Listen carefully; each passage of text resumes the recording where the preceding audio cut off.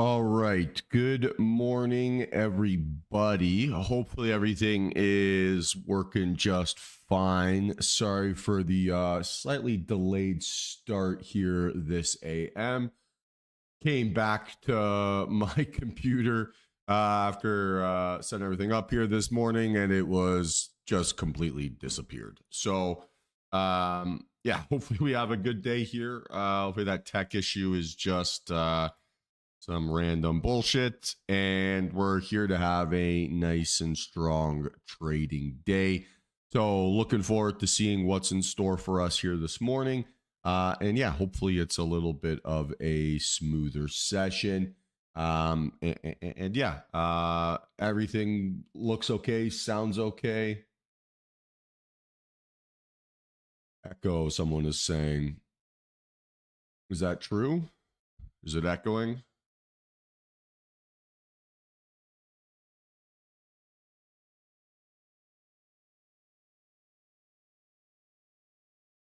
Loud and clear. That's good. No echo here. All right. So looks like we should be okay then. And yeah, let's see how this Zoom room holds up here. Shouldn't have any issues. But yeah, looks like it should be okay. Again, if you're in Discord and you're using the Discord stream, you don't need to have a alternative option up, right? If you're in the Zoom, please use the Discord chat. And then if you're lucky enough to be visiting us here, welcome through YouTube. All right. So let's get after it and let's figure it out or figure out what we want to do here this AM. Yesterday, honestly, fucking stressful day. Not exactly interesting price action, not exactly an interesting range. Probably a day where didn't need to trade as much as we did, but that's fine. In the short term here, right, it's a red candle, increasing volume, gap up. That red candle I would not be afraid of, right? Not a big volume profile, not a big range. So we'll call this a week 2 out of 3 to the downside with volume. Also made a higher high and a higher low. So again, right, bullish characteristics for that. And we'll see if that ends up being the case. 67.90 still going to be our starting point here. Not much changing there. And then to the downside, 67.60. Again, not much changing there. All right, and Q, worse volume than ES, a little bit larger than the previous day, but still nothing particularly impressive. We'll call this a weak, technically 3 for 3 to the downside.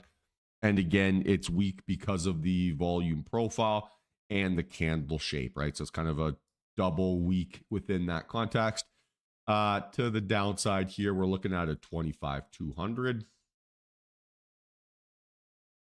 And then to the upside here, 25.4. So again, not really, not really anything interesting. I can try to mute everyone on Zoom.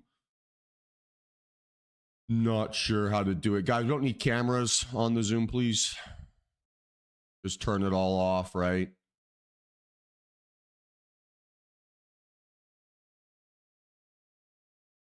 Everyone's going to have, I'm just going to have to figure this out later, guys. I won't be able to figure it out right now. But yeah, please mute yourselves if you're on the Zoom. I should be the only one who's able to talk.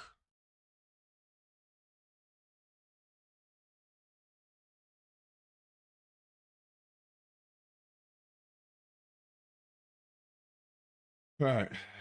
So yeah, let's get after it. All right, CL. Yesterday, green candle, increasing volume, gap up. Today should be inventories day. Sandy, check that. So yeah, crude oil inventories here today at 10:30. So 10:30 data. 3 for 3 to the upside. 10:30 data. And then we're looking. I mean, this is going to be bull case only here. Excuse me. And we're going to be targeting a move up towards like 59-ish.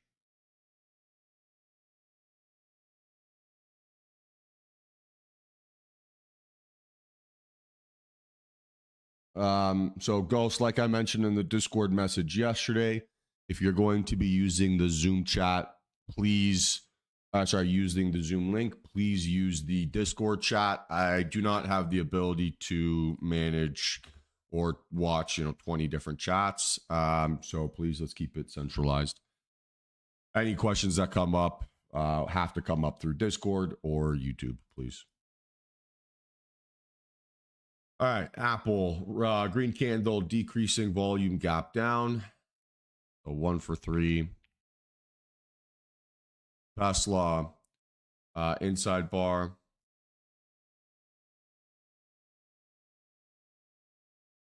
Microsoft, green candle, higher high, higher low. 3 for 3. Amazon, 2 out of 3 to the upside with volume, pretty punchy gap down.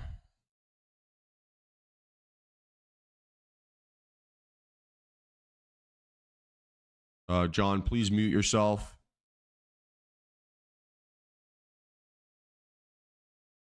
NVIDIA, red candle, decreasing volume gap up. So again, 1 for 3, doesn't change. AMD, red candle, decreasing volume gap down. 2 out of 3 to the downside without volume.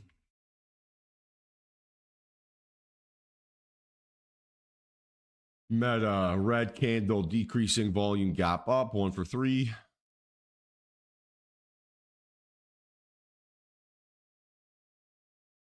Netflix, huge gap down post earnings. Probably the biggest gap I've seen on earnings in a long time on Netflix. So we're going to call that a 3 for 3 to the downside. And we'll say earnings overreaction. So it looks like a mean reversion setup. And then the old Google, red candle, increasing outlier gap up. So 2 out of 3 with volume. And then the old Vixaruni, 18.27. So implied range still of about 1%. But let's make sure that things are reasonable here this morning.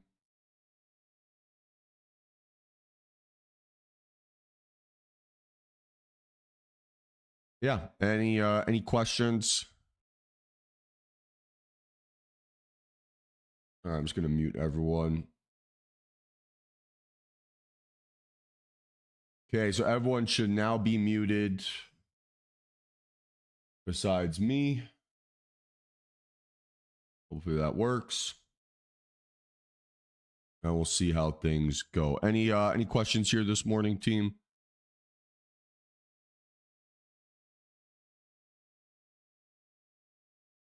All right, perfect. So looking forward to what should hopefully be an interesting trading day here as well. Kind of browsed or blazed through the prep here this AM. That's something I wanted to bring up here. So this was, I don't know if you guys listened to the Founders podcast. I'm not sure if you guys are aware of it, by a guy named David Senra. And what he does is he interviews a lot of like CEOs and reads a lot of biographies of very famous business people or people who had tremendous success in their life, and he studies what made them successful and tries to apply that to his own life, I guess, or to his own business. And he recently did a interview with Jensen Huang, which is the CEO of NVIDIA. And one of the things that Jensen said that I love, I think it really applies to trading. This is a quote here. So he said, "Of all the things that I value most about my abilities, intelligence is not the top of that list. My ability to endure pain and suffering, my ability to work on something for a very, very long period of time, my ability to handle setbacks and to see the opportunity just around the corner, I consider to be my superpowers." And I think that that's a tremendous quote when we think about what it takes to be a trader. The market's going to make us feel tremendous pain sometimes. It's going to make us feel the pain of not being where we want to be, right? Of not improving quick enough, of falling for our own bullshit habits. And it's that relentless pursuit of basically being able to deal with those setbacks, to deal with the pain that we cause ourselves, to deal with the frustration, right, that can create, but then to see the optimistic side of it, right? To see how dealing with all this is going to actually make us better is like a cheat code when it comes to trading. I think I'm a big believer that a key way to manage your trading psychology is to effectively find the positive in any situation, right? Where, okay, yes, today I made a mistake trading and I don't know, took a trade that I shouldn't have taken. And it hurts, right? It hurts to lose money, on a broken rule. But the optimistic thing here now, right, or the thing that you have control over is that you can now make a change tomorrow, right? You're not destined to repeat the same problems over and over and over. And it's a quote from a podcast. So I'm just kind of paraphrasing it a little bit, but it was a quote I heard in the podcast. I'll write it out in the members chat later. But it's just understanding, right, that we can always do something to change. We can always do something to improve. And it is our ability to do that, right, to have that self-confidence even, or like that irrational self-belief that is something that we should all strive towards. If we find something that we can work on, something that we can fix, focus on controlling those variables, then everything else kind of falls into place, right? So trading is very much a technical game in theory, but in practice, it's purely psychological, right? It's all in our heads. We all have the intelligence, the ability, the technique to be profitable traders. But most of us, and myself included in this, we're all self-sabotaging idiots. We all find ways to make our life more difficult, right? We all find ways to complicate our trading because for whatever reason that validates some sort of ego requirement for us. And the antidote to that is to remove that pressure and to just constantly find that one thing to work on, one thing to get better at, one thing to be more proactive over, and just falling in love with that process and that obsession, I think ultimately is how you get to being where you want to be as a trader. None of us are perfect, right? I'm far from it. I'm a deeply flawed individual. And that's okay, right? It doesn't mean that I can't make money. Doesn't mean I can't be profitable. Doesn't mean I can't get better. It just means that my to-do list of things to fix is exceptionally long. And I'm sure it's the same for everyone here. And I hope that you guys all just feel that this is the place where you can be raw, where you can be yourself, where it's okay to make mistakes, where our only objective here is to try to get better on a day-to-day basis. That's how we win. That's what our edge is. We are relentless. We do not give up, and we don't care about anyone else's dream dream of our dream. We only care about ourselves in that context. So I love sharing my mornings with you all, pursuing that noble path together. It is truly one of the things I'm most grateful for in my life. And really excited for what should be a really interesting trading day. So, all right, enough soapy shit, enough ranting and raving. Let's have ourselves a day. So first things first, right? Decent volume on today's open, larger than what we saw there yesterday, which not too surprising. Yesterday was a pretty pathetic volume day. What we're looking for here is like a nice consistent narrative, right? Yesterday, not nice price action, to be honest. So let's see if we can get like a little bit of a smoother story, right? A little bit more consistency, and we should have a little bit of joy out there for us. If not, no worries. I'm going to try to be a little bit more proactive, I think, with my mental capital here today than I was yesterday, and just not let the ego take over too much. How's everyone feeling this morning?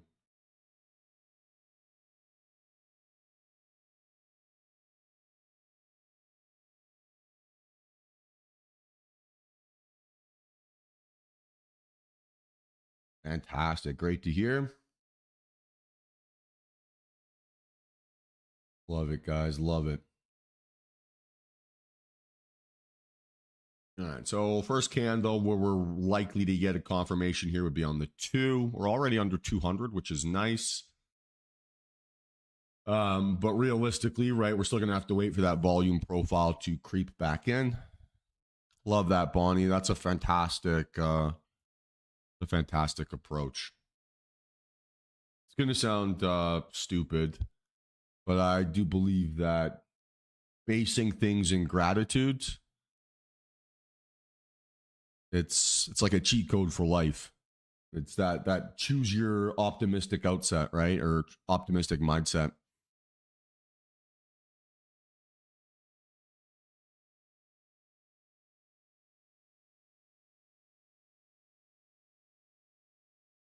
I think it's really important for us. Yeah, me too, Tony. I do look forward to them, believe it or not. There's no place I'd rather be than here right now. Hey, congratulations, Jerry. Sounds like you found a good one.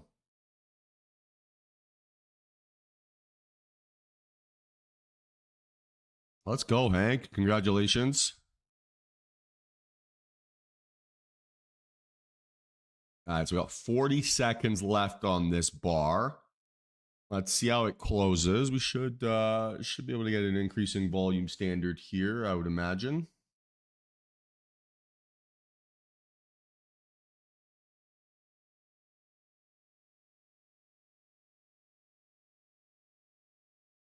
Everything seems to be working fine here, guys. Pretty nice. So computer has not melted down. So my fears of that have kind of subsided. Looks like we're going to be looking here at the 2 min. Let's see how this candle closes. Not the best close on that, actually. I would say they came in a little bit strong there at the end. Ends up making my confirmation candle look more like a least bearish than a normal bearish. Yeah, it should just be as if we're having a conversation, right? So it should not exist. Again, I don't think that the latency is ever an issue. It should not be an issue, but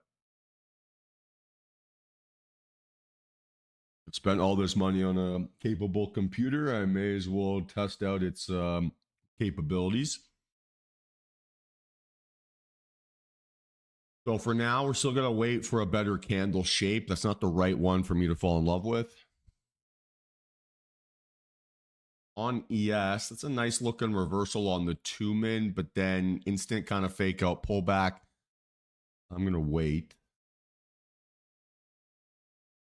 Let it kind of settle in a little bit. We don't have any 10 a.m. data here that I'm aware of. I mean, it could change, but crude oil inventories is kind of our big deal here today, relative. And then we're kind of waiting for CPI and PMI on Friday. That's where things are going to get crazy.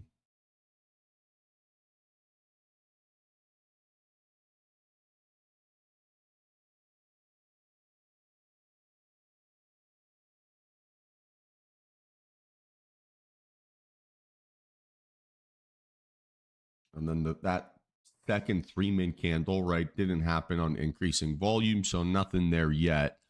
What I would say is maybe optimistic here, and I might jinx it, is that NQ is struggling a little bit around that 200 area. Doesn't seem to want to like bounce back up above.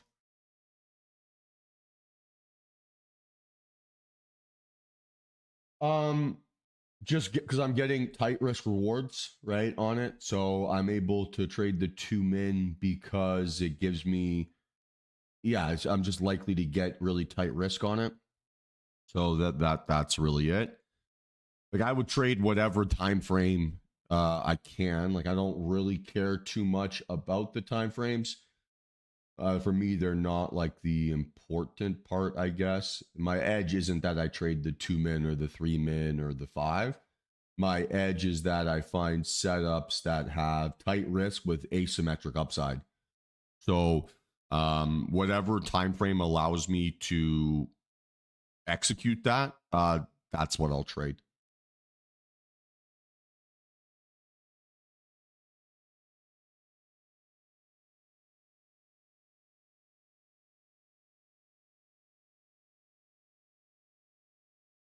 Again, still no dice here for anything yet.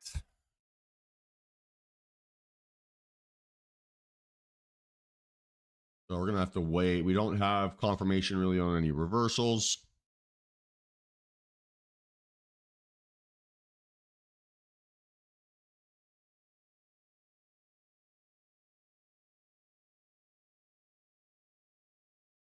By the way, here, team, I finished scripting all of those psychology videos last night. So hopefully today, tomorrow, I'm able to film them all. So please keep an eye out on Discord. That stuff will hopefully be dropping today, tomorrow when I have some time. So that I'll be keeping an eye out on that, please. So Skippy Duty asked a great question. What is your daily max loss that you simply stop trading? Is it a time? And do you leave after one big win then as well? So it's a bit contextual, to be honest with you, Skippy Dude. It is a little bit contextual. Some days my mental capital is more resilient than others. So primarily it's knowing that. I think trying to find the right way to phrase this, but it's almost like a progression system. So I think for the vast majority of people, 99% of them, right, they have a P&L number that physically breaks them, right? Where, okay, if I lose X or I lose Y or I lose Z, now I'm on tilt and I'm going to make dumb decisions. And that number is going to be a little bit different for everybody else. So understanding that, I think, is more important than necessarily having like a fixed number or a fixed walk away point. For most people, though, right, the thing that triggers their tilt or triggers their like out of body trading is a number, right? It's either a number of decisions, it's a number of trades taken, or it's like a P&L thing, either to the upside or to the downside. So I do recommend effectively if you start the day off 0 for 3 and you're down 1% of your account, you probably don't got it that day type thing, right? And so that should be a pretty concerted walk away point. I don't necessarily have a walk away point where I'll rage quit. I mean, it does happen for sure, but it's more just understanding what my mental capital looks like when I am tilted or when I am annoyed, and then just not placing any trades at this point in my trading career. Maybe this is famous last words, but I don't have the habit anymore of impulsively chasing my losers, or like feeling FOMO after a win and needing to turn a 2K day into a 5K day. So it's kind of a progression to get to that. But every single day I reach a limit, which hopefully is like 50% before my actual like lose my mind limit. or like, what I mean by that is like go on tilt. And so just understanding the ebbs and flows of my own personal mental capital has been a development over the years that has started out from having those like binary rules. So maybe not a fantastic answer there, but I think that everyone has a number that breaks them, and it's important to understand what that is. The more proactive we can be in that context, generally the better things go. And so embracing that and being honest with ourselves about that, I think, is probably more important than the specifics of like, okay, I'm down $500, life is over. I don't think it's necessarily that binary, but it for sure can be. And just being honest with yourself about that, kind of assuming that your number is probably less than you think it is, which I would say is the case for most people. That for me is kind of you kind of have to like humble yourself in that context, right? Like I think too many traders overrate their mental resilience, and yeah, because it's not really based on any facts yet. So yeah, I know maybe not the best answer to your question, but the short answer is we're all in this together by ourselves, right? So we all will get different emotional reactions and reactions from price action, and it's just about understanding our own little quirks and features. And the more that we can kind of double down on protecting ourselves, generally the better things will go. Okay, so we are potentially looking here at some reversal scenarios. I probably missed on this one. I don't know if we would have had an easy entry there. So we are looking for an upside play on the 3-min time frame.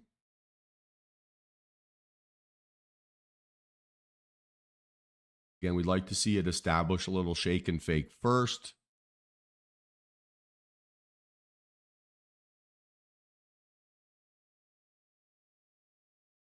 And then yesterday as well, guys, right? I reorganized the Discord a little bit. It should have it should be a little bit more logical, hopefully. But we'll see. I mean, we'll see how that goes.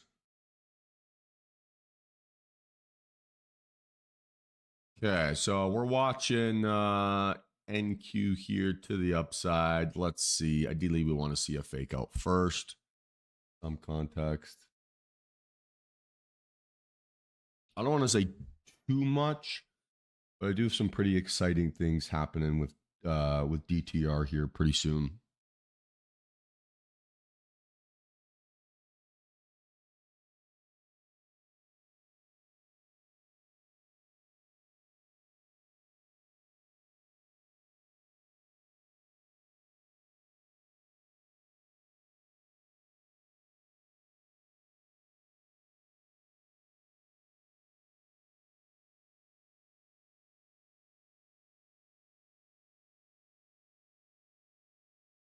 Again, still just waiting. Would be,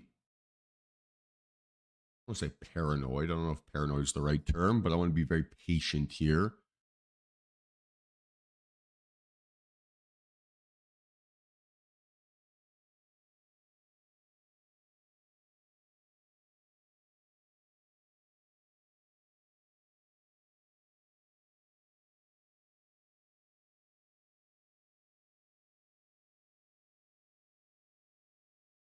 Okay, so it looks like it might be a little inside bar setup.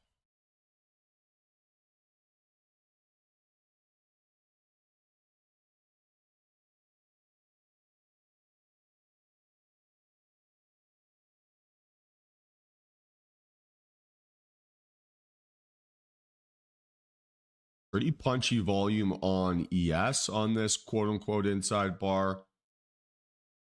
But that's going to be increasing volume. That's pretty interesting. On NQ, it's lowest volume bar of the day. So again, a little bit of a divergence there.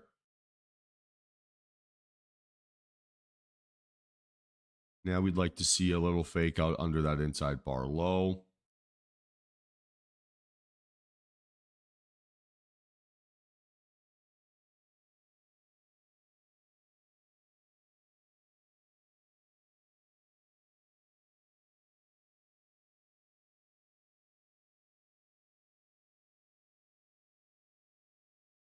Not a bad reaction there.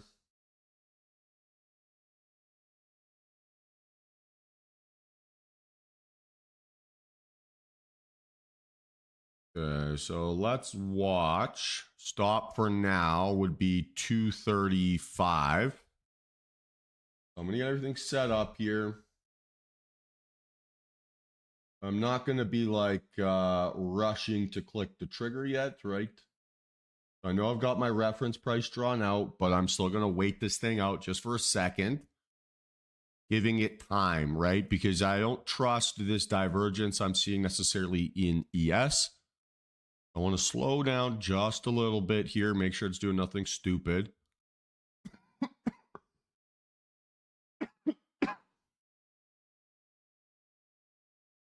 Maybe I should have been more aggressive there, but that's fine. If this thing sets up right, we can always find another entry. Not a big deal. I appreciate you saying that, Mike. I do care. I do care a lot. And sometimes I'm a grumpy bitch. So apologies for that. But you guys get to see a version of me that's very unfiltered, and that's got some pros and cons to it, I guess.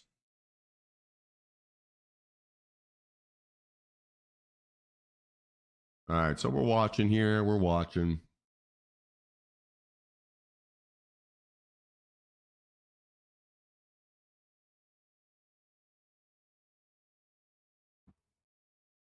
I mean, look, I'm not a perfect person, but I do believe that it's better to give you guys the raw, honest truth than it is to try to make you feel better.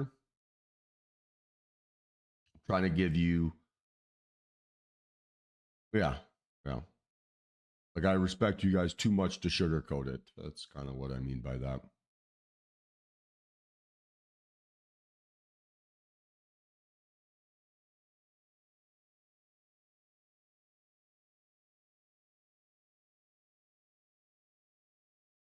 All right, so we maybe have an opportunity here again, just on the little retest entry. Let's see here, better, less divergence there on ES and NQ. We've kind of established that fake out already, so I don't need to see like a second one under those lows. I'm now looking more so for just like a positive reaction here. That's a good little bounce. So stop loss would be 252. And reference price would be like 260. So I'm going to set everything up. Stop loss 252. And as I watch this thing pull back, I'm watching for the speed of this pullback here, right? If it hits my blue line and flushes through, I'm going to have to wait it out. If it breaks out here on this 2-min, I might just be able to trade that instead, actually.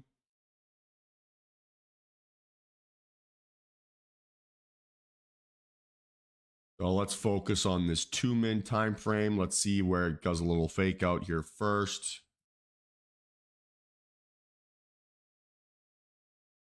A little bit of a more normal behaving open. I would like to see a fake out under 271. So this is the spot potentially. So stop loss, we'd call it 270 now.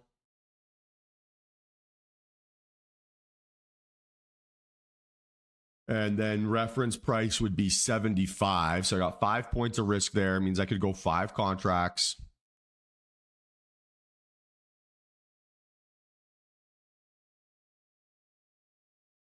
I'm going to wait, right? We got to wait just for a few minutes, or maybe not a few minutes, but a few seconds to start to see the correct reaction here.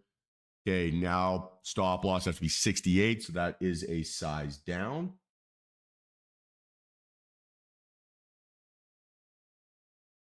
To 68.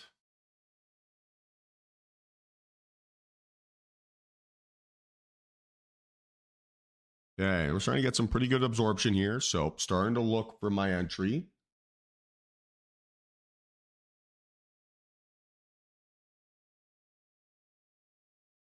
Okay, watch. A little bit too fast of a pullback there. Again, possibly another little stop loss reset. So stop loss would be 266 now. Oh, come on. Pull back under 75. Okay, guys, I am in. Average price 271.75. Stop loss 267. Actually, I typed in my stop loss incorrectly here. All right, we're going to be fine.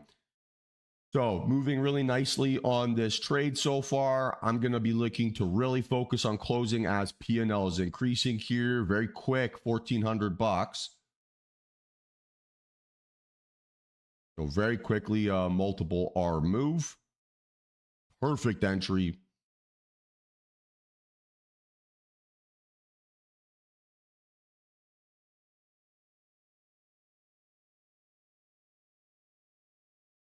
Let's see if this thing can keep climbing here. We're watching it hold 280, right? This is kind of the thing we want to see it hold.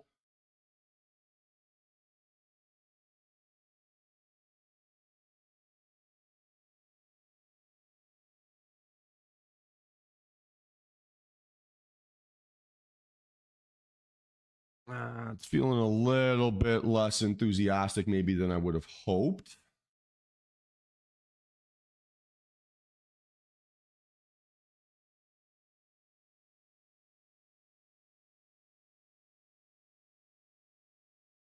Okay, well, now we got to look for an exit. So I am out, guys. I am out of this trade. I am out, right? Took a small win there. Closed at 276. Closed at 276. Failed move to 290 and then quick pullback. A little bit annoying it didn't give us that follow through, but once it got stuffed at that 280, became our reason to protect.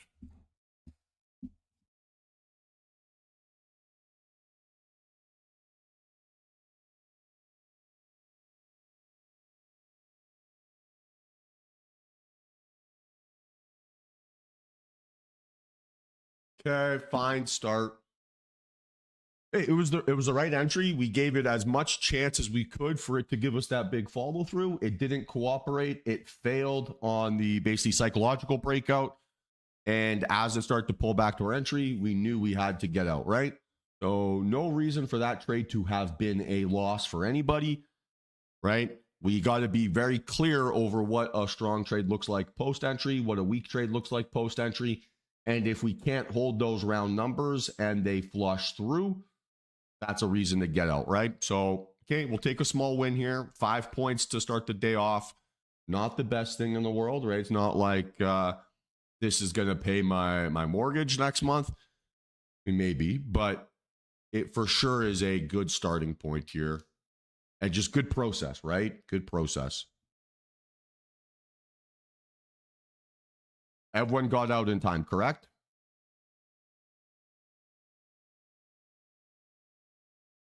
Good. Hey, Dave, excellent exit. Unbelievable. Well done, man. You top ticked it. Let's go. Nice work, Michaela. Well done, guys. All right, perfect.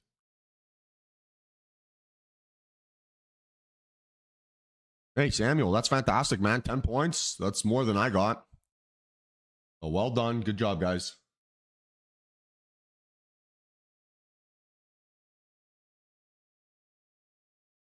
I'm going to try to be a little bit like I'm going to try to give you guys more visual cues, I guess, when I'm entering a trade. So what I mean by that, Red, is I'll have to watch it back, but I'm going to try to say out loud basically when I'm looking for my entries, right? So I'm going to say looking for my entry here, not looking for my entry here. I'm going to try to be a little bit more vocal. I think I have been in the past, and I think I've done a reasonably good job of that, but I'm going to try to remove that extra layer of indecision. If I'm not saying anything, look, I'm going to make mistakes. I'm going to forget. There's going to be times where I don't draw the reference price or I don't say anything, but I'm going to work on it. So bear with me here, guys. But hopefully, hopefully my little visual cue there made sense for everyone. Or vocal cue, I guess, not visual, but we're working on it, right? Always working on it. All right, I'm gonna go make myself a cup of coffee here, or pour up my cup of coffee. Give me a extra moment here. We'll be back in a second.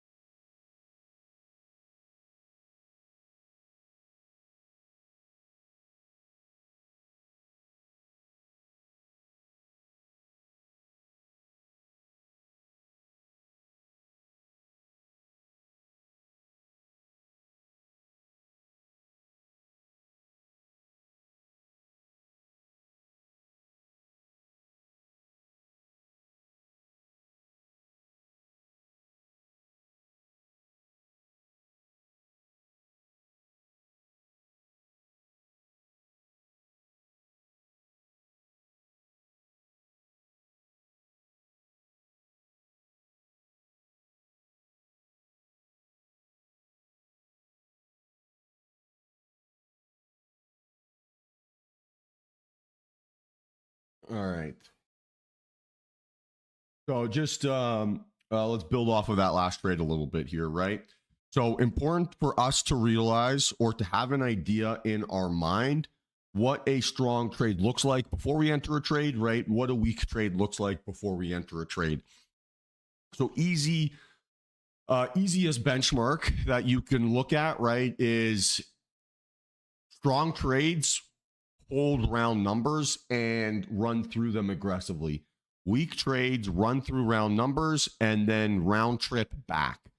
So in our context here today, right, we had 2 round number round trip. Say that 10 times fast. So effectively, right, we went through 280 and we went through 290, and neither of those levels could hold with any significance, right? It went through those prices and then pretty much went through them as if they weren't there already. That then becomes, right, your cue to say, hey, this trade isn't strong. I need to get out before it gets to my entry price.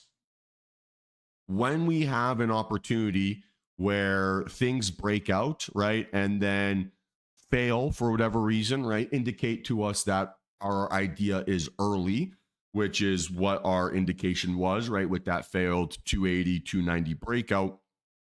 When you close that trade as the move is happening or going lower, that is not a panic close, right? That is not a panic close.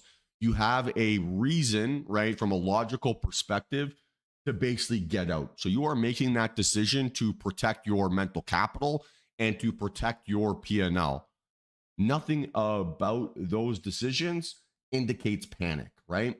So I think that a lot of us have this, I don't know, maybe scoreboard in our heads that makes it more noisy than it should be. And I just want to clarify, right, that if a trade fails or isn't behaving how you expect and you don't close at the very peak of that move, that does not mean that you had a panic close, right? You actually made a decision that is opposite of panic. Panic in that situation, right, would be ignoring the analysis and holding out for dear hope and then getting stopped out. That would be a panic-based decision. If you see a move fail, doesn't behave how you expect, and you get out because you want to get impartial, that is a way of you reclaiming control over your emotional state. And it is actually something that should be celebrated.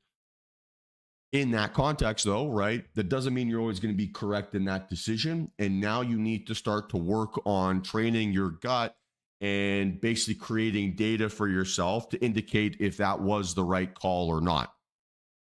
In those scenarios where you think your idea is incorrect, that becomes very obvious, right? Because then you're just asking yourself, did price action then pull back, and would it have stopped me out had I still been in that trade? And on this example, the answer is very clearly yes. So closing at even 272 would not have been a panic close. It would have been a decision that actually saved you money. Does that distinction make sense? Does that difference make sense? Do we get what I mean by that? Right? So like the term panic close can be, I think, a little bit of a mental barrier for some people. We want to distinguish between the two, right? So in that situation, when I'm closing, yeah, to a certain extent, there is a little bit of like panic at the disco, right? For lack of a better term, because I'm trying to get out as fast as possible. I don't care about anything else. I just want to be out, right? It's like I'm trying to rip that parachute ripcord, and I can't seem to find it in my hands. So there's like that brief moment, but it's not in this context a bad thing, right? It's because I think my idea is no longer correct, and that's okay, right? I'd rather, if I'm no longer right, I want to be out as soon as possible.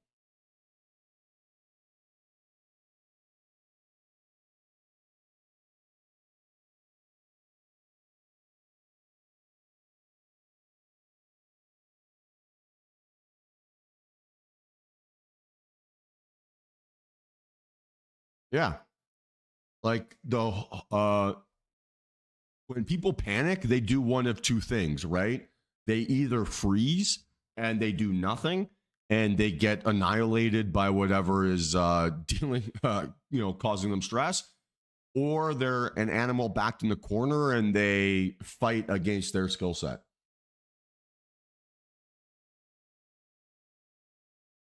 So, Chris, we said very specifically, right? The benchmark that we're looking for here is round numbers.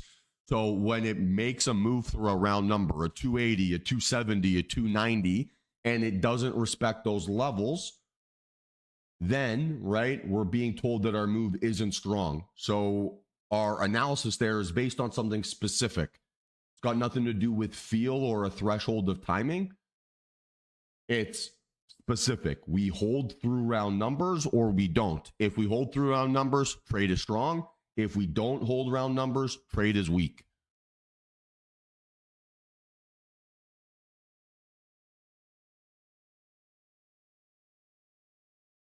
Right? And then the other element is you're asking yourself before you enter a trade, what does a strong move look like relative to the context of the price action that we're dealing with, right?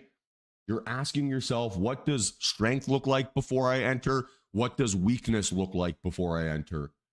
You should be visualizing that plan in your head, right? So if you think that a weak trade looks like it breaking through 276 and then not holding that number, awesome. Have that plan in your head. Don't make it up after you're in the position. So what we're trying to visualize here is, okay, if before I enter a trade and I'm saying a trade is strong, it's going to behave like this, or it's going to behave like that. If it doesn't behave how your plan determines it should, then get out, right? Because now if the trade is no longer behaving how you expect, you're admitting that you need luck to get profitable. And now when you're saying that I'm making decisions based on an element of luck, you are no longer trading. You are gambling, right? You're hoping it hits black, or you're hoping it hits 21, or that you get dealt the royal flush. That's all luck. So we are specific for what we are looking for before we enter a trade, so that when price action happens, we've seen it already in our head and we can make an easier decision. So we're not Our objective here is to not be reactionary pansies, right? It's to have an idea of what strength looks like and what weakness looks like, and then making it a binary. So the goal that we should have as traders, right, is if before I enter a trade, I should be able to close my eyes and visualize, or keep my eyes open and visualize what a stop, like getting stopped out, would look like. I should be able to visualize what a breakout and move towards 389 would look like, right? I should be able to close my eyes and see what it would look like if price action stalls out post entry. And the more that that picture is clear in my head, the easier it is for me to make positive P&L positive reactions to how price action has behaved, right? So like, I think too many of us are trying to make it up as we go and use our gut feeling, our emotions, or how the trade feels to tell us if it's strong or not. But no offense, guys, your gut is retarded. Like, it doesn't know anything, right? It doesn't know what's actually good for it. It doesn't know if price action is actually strong. It doesn't know if it's actually weak, right? It is not giving us those reactions based on any fact. It's giving us those reactions based on our own personal insecurities. And so we can't trust it. We can't listen to it. So the only way that we can counteract that is answering those questions before they happen and understanding this is what a strong trade would look like, having that idea in your head, right? For each individual breakout, here's what a weak trade would look like, having that idea in your head, and then not being paralyzed when one or the other occurs. So everything in trading psychology is proactive, not reactive. We make our lives easier in our trades when we define what strength looks like before we enter, where we define what weakness looks like before we enter, where we have that picture so crystallized in our head that we've already seen the trade play out, and now I just have to click a button. That's ultimately what we're going for. And in your visual, right, as you're visualizing your trade, as you're working through those emotional limiting beliefs, you should be thinking, right, what would it feel like to get stopped out? Do I like my risk management here? What's the odds of me getting more slippage? Yada, yada, yada, right? If it faked out, what would that look like? If it broke out, what would that look like? And if we answer those questions before we enter a trade, we're going to feel as if we're Buddhist monks and we're just in our, Zen meditative garden, and we're all chewing 12 packs of nicotine gum and we're feeling beyond relaxed, right? That's the objective. We start to get stressed and we start to get anxious in our trading when we start to get answers to questions we didn't know we needed to have asked. So we're not being passengers here. We're the one who knocks, right? I love that from Breaking Bad. It's like one of my favorite stories, or one of my favorite lines ever in a TV show. But we are the ones in control. And the more that we assert control and basically create scenarios where asserting control is easy, then our emotions don't become a nightmare, right? They become something that we already have a plan on how to manage. And now I can be calm. I can be chill. I can make good decisions. I don't have to force and rush things. I don't have to second guess myself when I'm in a trade. That's the benchmark we're going for, right? And then when you make those decisions, track why you made them and a scoreboard, right? Was it the right call or was it the wrong call? If it was the wrong call, cool. You learned something. Now you know, okay, this is what strength looks like, or this is, I missed this or I missed that, and you can improve and you can refine your gut so that it actually is useful to you. And you can kind of turn that, like trading is half art, half science, right? So you collect data to improve your art technique, right? With how you use your paintbrush. right, on the daily basis. And so it's constantly just that cycle, that process, that obsession. That's how you make big money.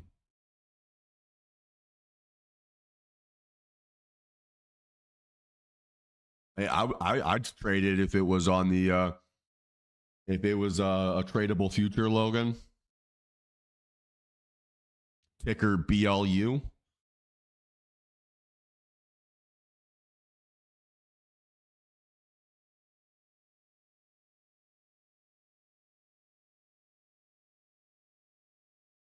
So the power of visualization, guys, in trading is exceptional. And the more that we can see our trade play out before it plays out, easier it is for us to get the reaction that we're looking for from ourselves because we've already seen ourselves do it, right? So it's like if in my own brain, I've seen myself make a disciplined decision. Now, when I'm forced to make a decision like that intraday, it doesn't feel as if I'm like doing anything revolutionary because I've already done it.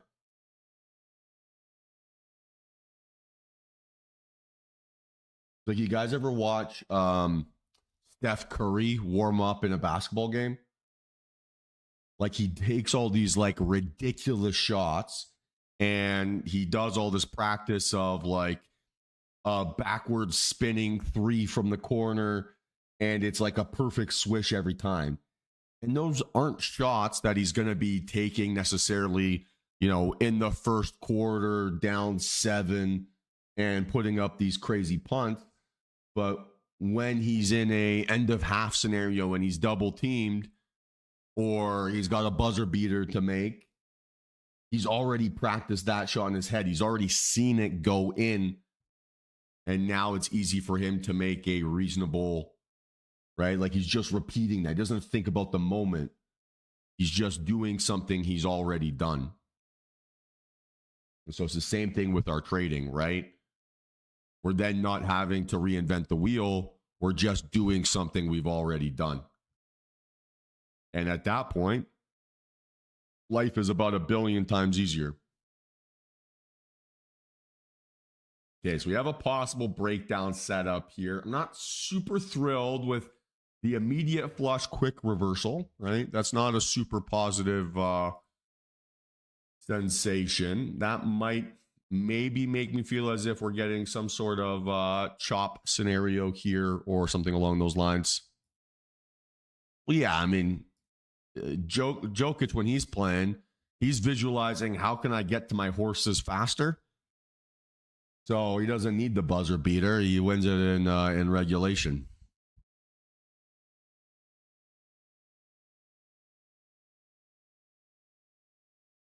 His nightmare scenario is an overtime game.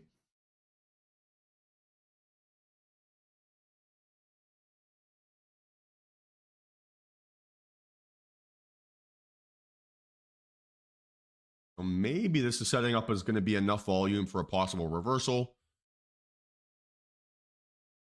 Well, let's see.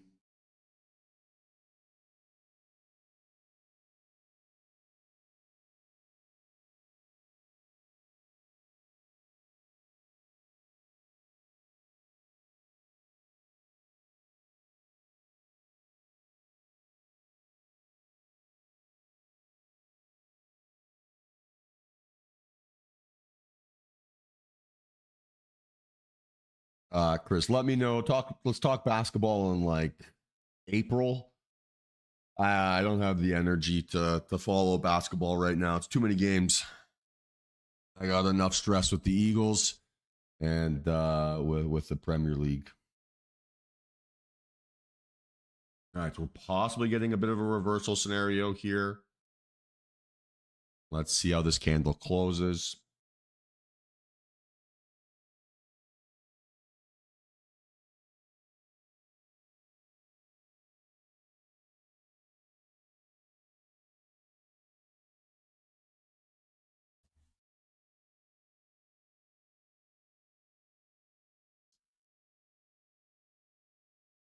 Yeah, I'm on the 3 min right now, Dave. I'm on the 3 min. All right.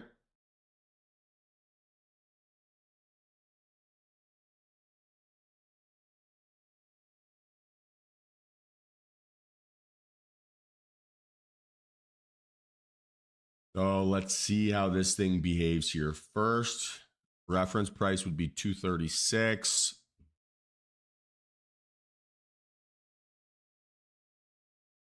We want to see a little fake out here first, potentially, right?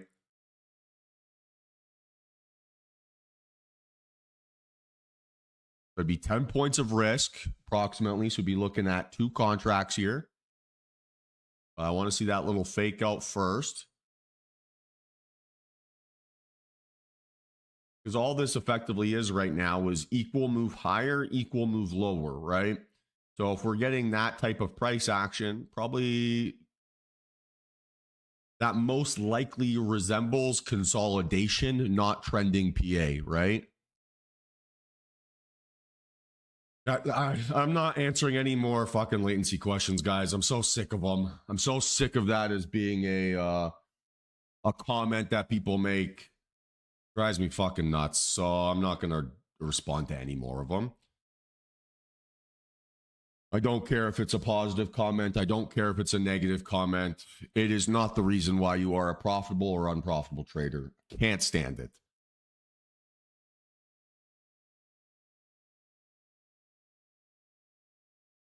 So setting things up here. 225 would be the stop loss.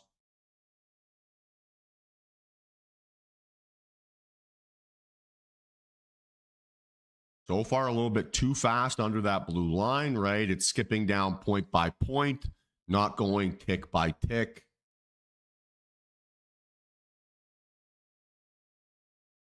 Guys, I answered the same latency question 5 times a day for the last 5 years. It's fucking insane. Ugh.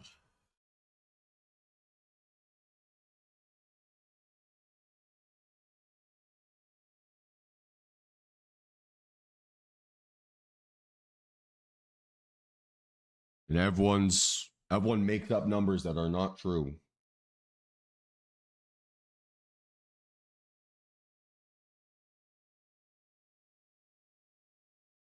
Okay, so still too fast here, right? Still too fast.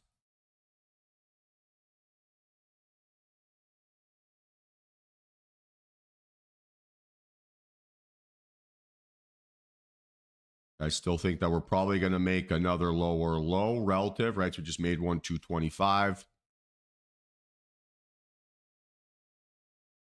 But still moving too slowly inside our entry zone. Yep. Maybe that then becomes our little stop loss, right? 222 we're watching now.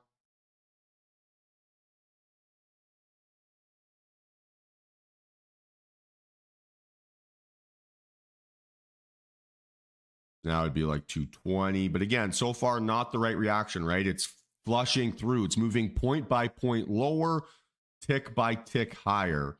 That's not what strength looks like, right?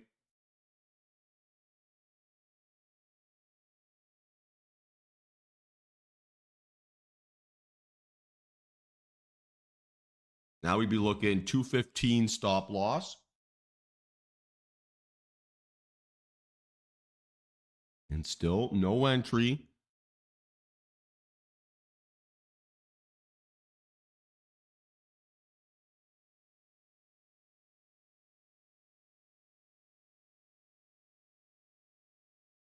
Still, like, see how it bounces from, I mean, now it's slowed down a little bit, but it went from like 220 to 217 there. That's bigger than any of the bounces we've seen to the upside. All I'm doing is watching these numbers, right? I'm watching how quickly they're changing, lower or higher. And that's it. I'm ignoring everything else.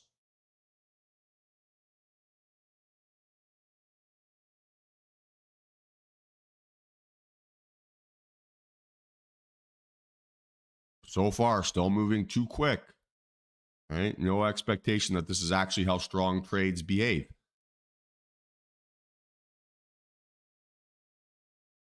So now we're looking at 211.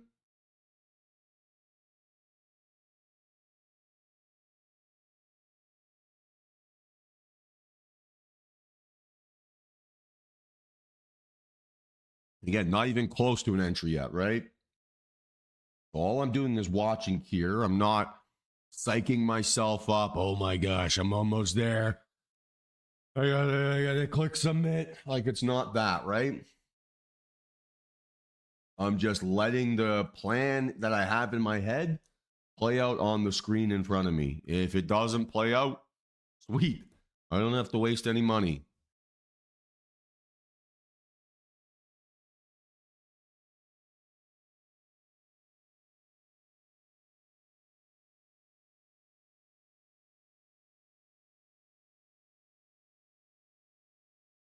Okay, now we're back under 200, right? I would say that it's no longer a fake out, right? It's probably a narrative that we don't want to deal with,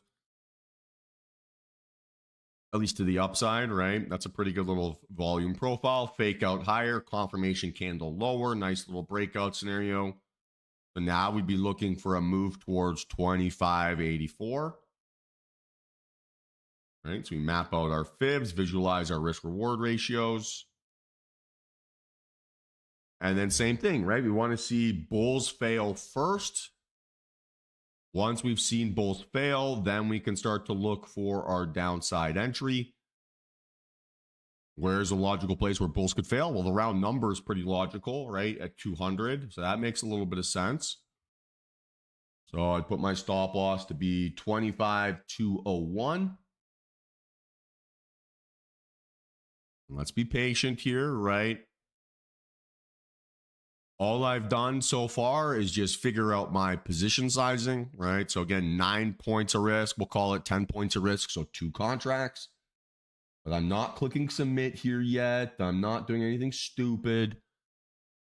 Being patient.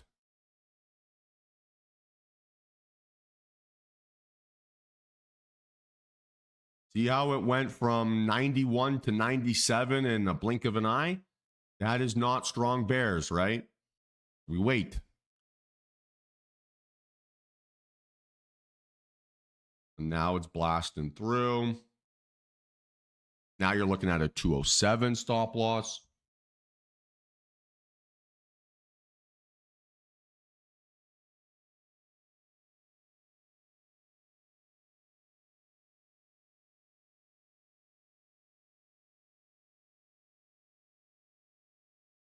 And we should be using the context of what we've seen here so far today, right, to slow ourselves down. All we have seen here from today's price action is failed breakouts and choppy PA, right? And choppy is not a subjective in this context, right? It's objective because we've seen multiple of our setups fail, right? So if our setups are failing or they're not behaving how we expect, that is an indication of choppy PA. So if I've seen those things, right, I should be slowing myself down. I shouldn't be rushing into decisions. I should control my rush of blood, right? We got to use the context the market is providing to not change our behaviors, but influence them. In the same way that last week, right, price action was moving very quickly. So if things are moving really quickly, right, and things are ripping 15 points when we enter, we know that we have to be really sharp on our details and we don't have time to fuck around. Same thing here today, right? We've got the opposite of that to a certain extent. Price action is moving in a very bouncy way. And so I should be forcing myself to slow down and to not overreact to the first bit of information I get.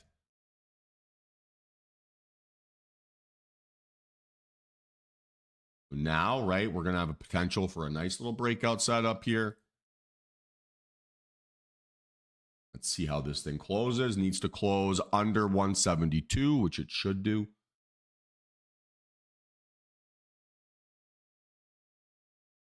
And if the trade is strong, right, it'll give us more than one chance to enter. And be objective here, guys, right? The only way we would have made money on this trade is if we ignored our stop loss. So don't talk yourself into something that you wouldn't have made money on in the first place. Don't overrate your ability to have made money when the trade did not follow your rules. Do not torture yourself for being disciplined. At that point, you're damned if you do, damned if you don't. All right, so we'd be looking at a 151 stop loss for now. What happened on the previous candle, right? Last time we were watching a high volume breakout, it made an immediate lower low and then pulled back right away to then 207, right? Before flushing down. So base expectation is that this candle is going to behave the same way as the previous 3-min candle that we watched. So I'm able to use that context, right, to slow down and to not rush an entry here. And so we should be thinking that same way, right? The market's going to behave how it always has until proven otherwise. Just because you have a setup doesn't mean you have a proven otherwise, right?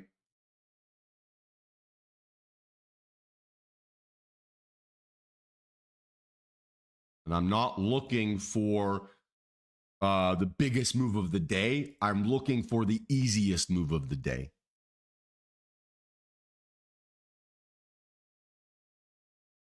And there's a very important distinction there.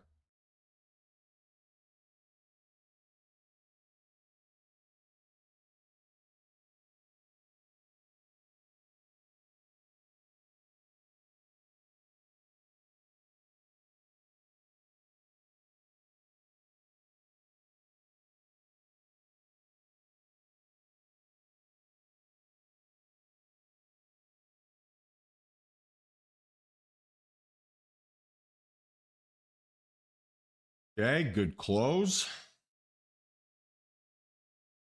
Now targeting, let's say just 25,000. Keep the math simple here.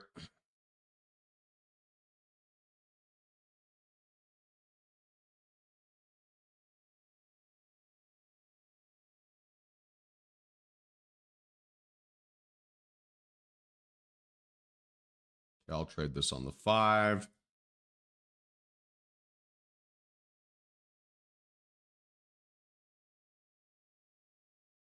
Okay, so for now, it would be a 144 stop loss.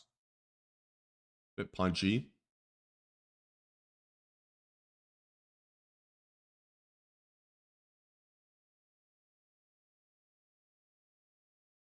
I'd have my reference price based off of that, 135. So again, about 9 points of risk. There's a quick flush. I cannot chase it at this point because my position sizing would be too big. One contract would be about $800 worth of risk, which I am not interested in.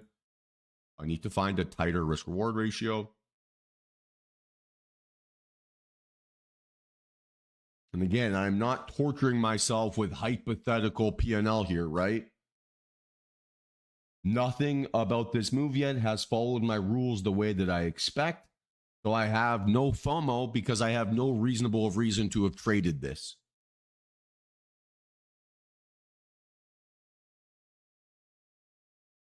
Right? I'm not going to punish myself for following my rules and not making money. It's the dumbest thing you can do as a trader.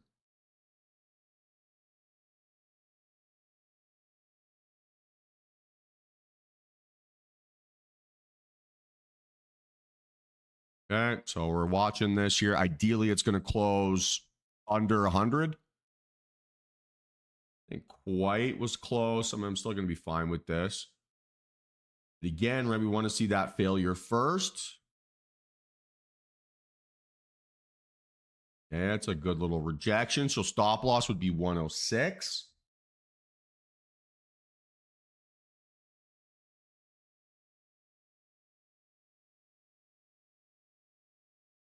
And so again, we're looking at 2 contracts here, right? We're looking for a gentle pullback. That wasn't gentle.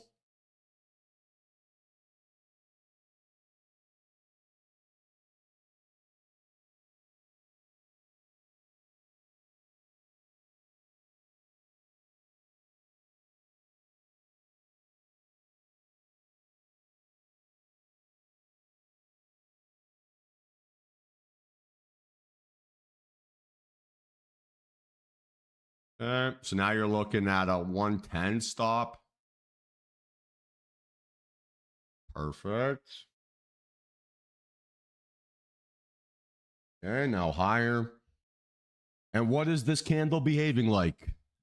Who remembers?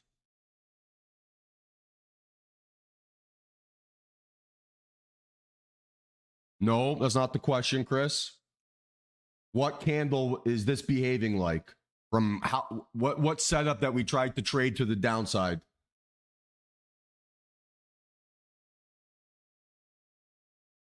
Fuck's sake. It's this, right? Where we had that high vol breakdown at 10-12, then immediate fake out, quick pullback higher, right? So the last time we tried to trade this setup to the lower end, immediate fake out, pullback. Right? Same reaction on this one. Right? So it's behaving like other times we've seen PA move. It's the same pattern we've seen price action move in so far.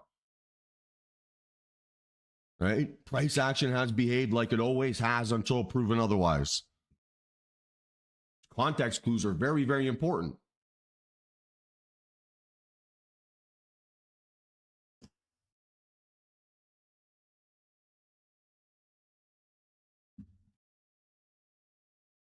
You guys see what I mean by that? Yes, right? Yes or no?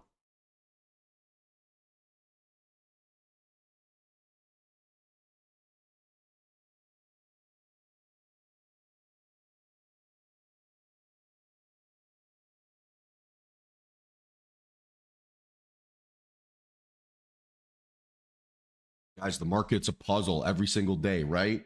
It gives us new information, and we can't just ignore it because we want to make money.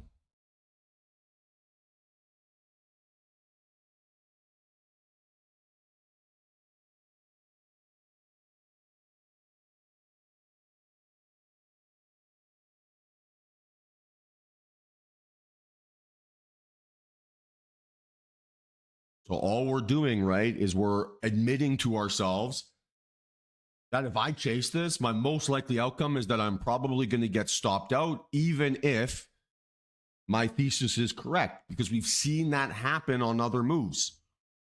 So if I know that that's what's already happened here, now in my head, right, I can give myself realistic expectations. I can slow myself down.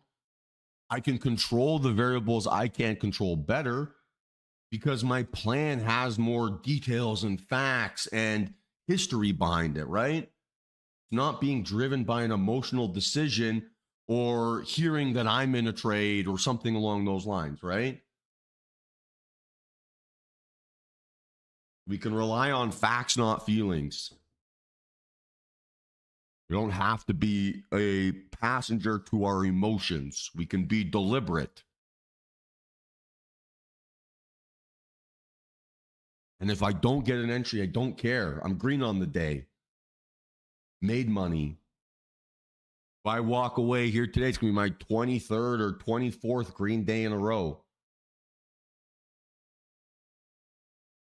So no matter what the market does here today, it's not going to change or like put a life-changing dent into my P&L. It's not like all of a sudden if I have a nice little trade here from 125 to 120, I'm going to the Porsche dealership and buying a GT3 RS. These things aren't happening. That's not the reality. That's not how this works. Right? Each trade is an insignificant sample or insignificant data point until it has a long period of data that it is a part of.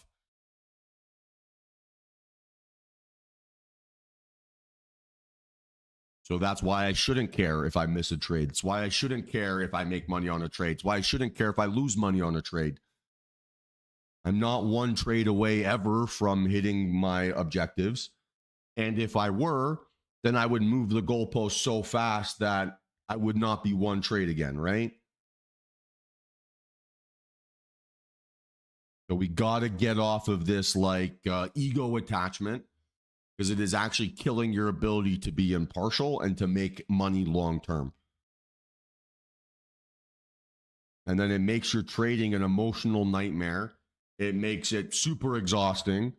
It makes you have self-doubt and self-loathing, and it makes you bring bad energy back home to your partner or to your employer or whoever.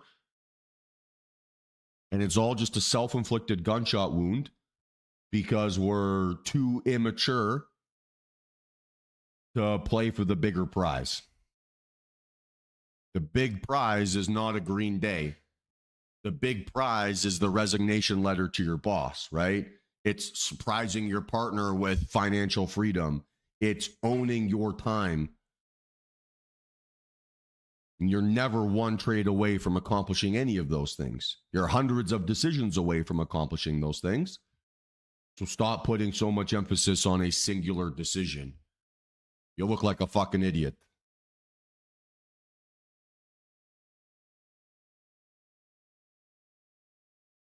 Cursing there, probably not necessary. But that's feedback I got a ton in my career.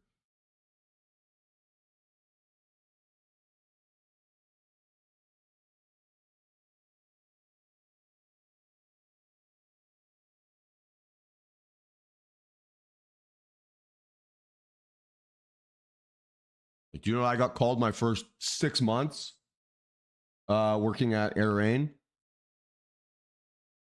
It's called Mental Midget Mike. Right? Not a nice term, and I don't mean to offend anyone. Right? But I needed that short-term validation, right?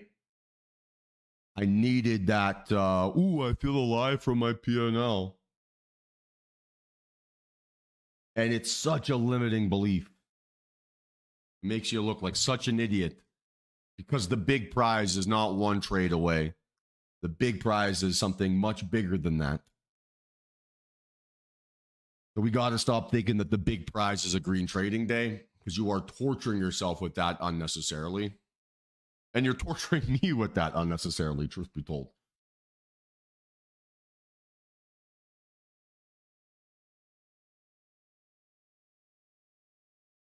Again, all we've done here so far is avoid obvious mistakes. Oh, yeah. I mean, Rusty. I mean, I posted some rules there yesterday in the Discord, and I said that the language we want to use is Wall Street professional. So that pretty much means that you can say anything you want besides like calling someone the N-word. That's like pretty much what that means.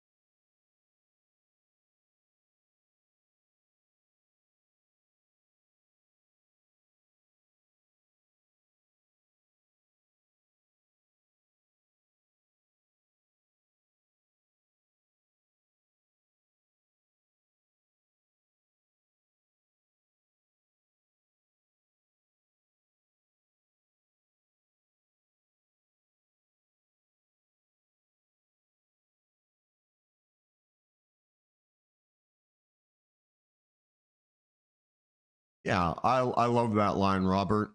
I have suffered many a tragedy, many of which have never occurred. That is spot on.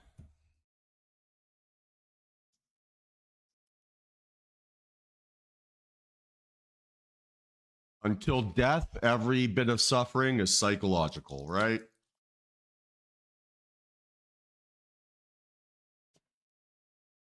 I mean, knock on wood. Well, hopefully there's nothing that I can say or do here that gets you guys killed.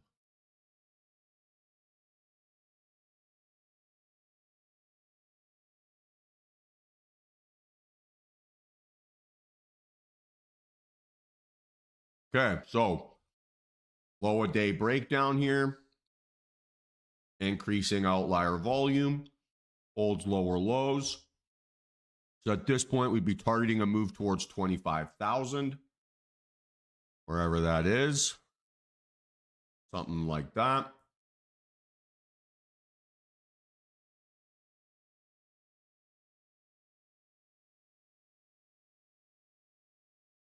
A little bit like bigger ranges maybe than I'd like. I can't get my 5 points of risk like I love.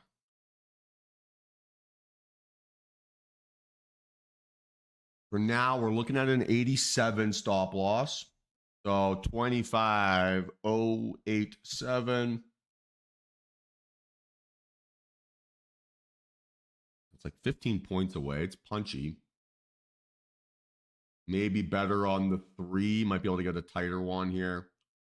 Same setup effectively.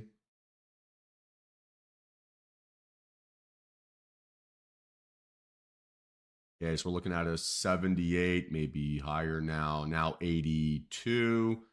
Again, what does this candle remind you guys of? Has it not done the same bullshit we've seen 3 times now? Right? Where it makes an immediate lower low and then just rip higher? Right? It's just the same thing. And so because we've seen that happen multiple times, right? We're not surprised. Right? We've seen that happen. So it's like, all right. You know what it reminds me of? There's that scene in Curb Your Enthusiasm where Larry David's hanging out with Jeff and Susie, and he's like at the door, and he's like, "Fuck you, see you again tomorrow." That's what this reminds me of, right? Where it's like fake out, high rejection, fuck you, see you again tomorrow, sell off, and that's okay. Like moves will happen in my direction without giving me an easy entry. And if I miss that, I don't care. I'm not going to see some like post on social media where an influencer is saying I bought a Hellcat for a black person and feel as if I missed out on making money in the market here today. I don't care, right? All I care is, did I make decisions that I am proud of, that I can repeat, and that followed my rules? That's it. Everything else is just noise that makes me want to doubt those like core beliefs. And I'm not going to give the market power over me to do that. That is all it is. If I chased any of these trades here so far, I would have been red, but my thesis would have been green. And that's like the most frustrating bit of price action that one can deal with. So instead of having to suffer that pain, I'm sitting on a couple $100. I'm referencing dumb TV shows. I am making fun of trading influencers. And I'm not putting any mental capital into things that aren't behaving how I expect. Pretty simple.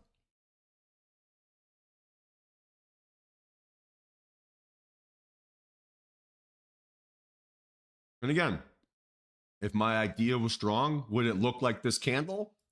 Probably not. And strong in this context, right, isn't the size of the move, right? It's does it follow my rules, right? Does price move after following my rules? So based on all the parameters that I have, both internally, right, from a setup trigger, externally, I'm not expected to get a strong reaction here. So why should I care, right?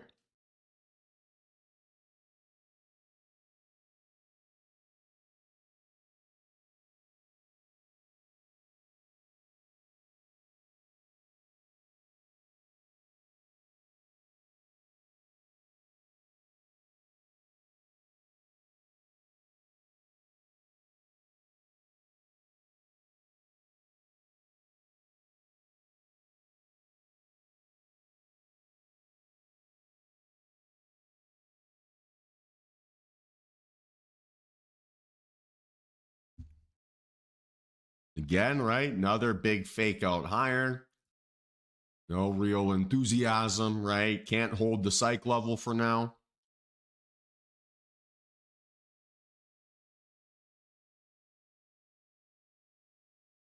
So there's no FOMO here. There's no, oh, I can't believe the market didn't give me 10 trades here today. I can't believe I missed this sell off. Don't care. It is not a reflection of who I am as a trader, how good I am. Not every day is going to be crazy and hectic and give you a ton of trades. And that's okay too. So we can't trade this as a reversal because it's not increasing volume. It's outlier, but it's not increasing. So I wait. Okay, on the 5-min, maybe we have a bit more of a reversal scenario. But we're setting up, right, for that same bullshit that price action has done here so far, for lack of a better term, except to the upside, right? So in all of our downside cases, we've seen that immediate lower low and then the flush. Right now, we didn't make a single lower low on this candle, right? It's just been a straight line up. Maybe this time it's a little bit different, but we're not going to assume it is until proven otherwise. So I'd still like to see the fake out here towards high a day.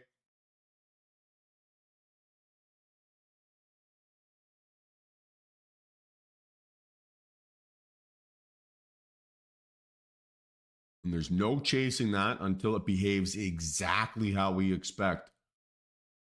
If it doesn't match all of our quote unquote rules, then I have no expectation of actually making money on this anyway. Right? That's the reality.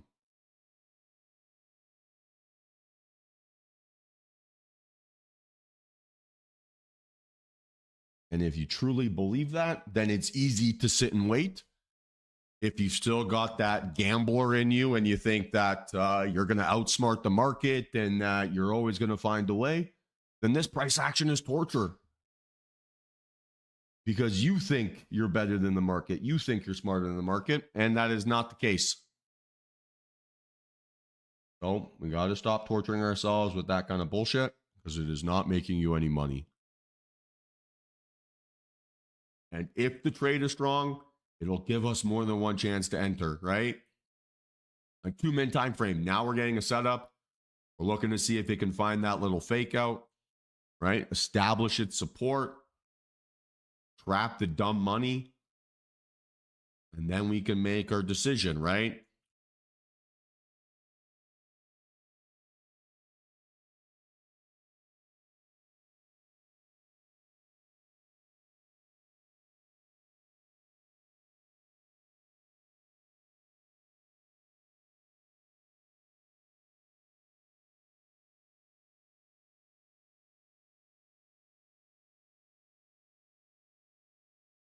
Pull this out so everyone can see.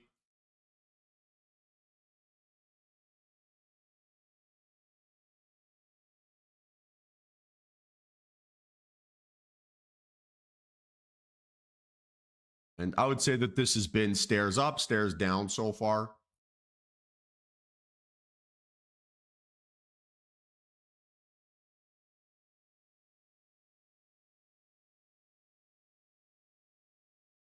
this would be where I would expect the fake out now. There it is. Again, guys, we're not like, that's an easy thing to wait for because we've seen that happen 10 times today, right? So like, I don't have to feel that rush of blood. I can talk myself into waiting, not out of a feeling, but because we've seen it happen, right? Now we're looking at a 113 stop loss.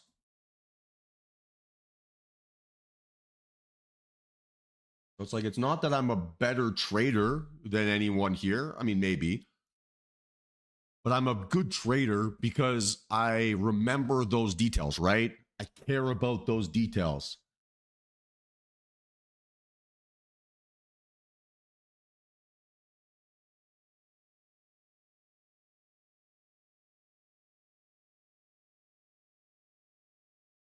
That ultimately is like a bigger edge than a lot of things in trading, right?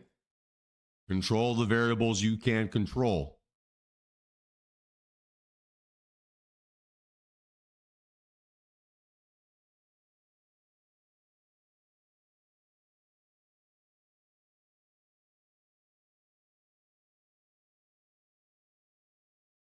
And those things become obvious to a certain extent, right? Once your process and your technique is muscle memory. Because if we're spending all this time thinking, oh, how do I set up my order window? Is this a setup trigger? Do I have confirmation here? And we're putting all of our brain power into things that we're looking for validation for effectively, right?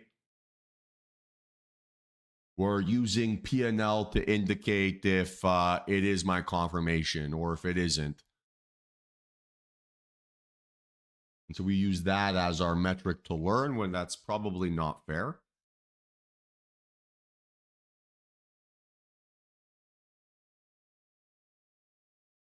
And so it's important we control those variables. And right? Like, it's just done the same bullshit it's done all morning. And we've not allowed it to cost us any money. That isn't a good trading day. I don't know what is. Things are starting to behave a little bit nicer. That's for sure a little fake out. Now we're looking at a 110 stop loss. Let's see if it can pull back gently.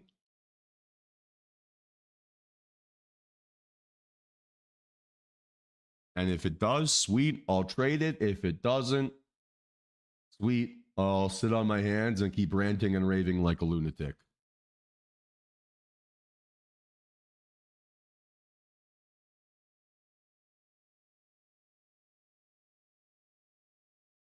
And again, very briefly, instantly pulls back. No chance for an entry, right?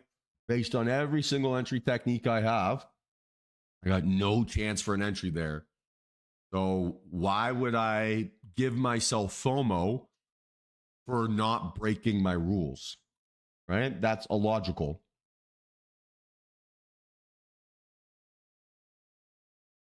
Like, I can't torture myself with hypotheticals and think that, ooh, one day I'm going to be disciplined, but today I'm going to be loose and I'll be okay. It doesn't really work like that. Yeah, it sucks to miss, 50 points in a candle, but that's life. Market's not fair. It's not going to behave neatly every time. Suck it up, princess. Welcome to the real world.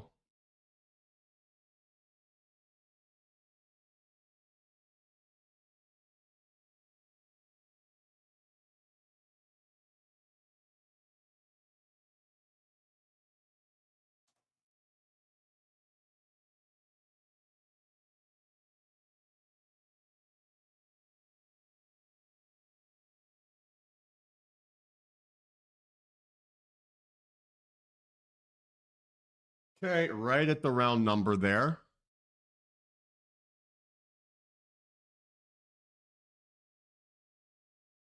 But again, same thing, right? Instant higher, no pullback. We wait. Wait until it behaves exactly how we want. We got a lot of space here to the upside, right? We still got 130 points. We've not missed out on Bupkis yet. So don't torture yourself with hypotheticals. Don't torture yourself with, oh, what if I broke my rules?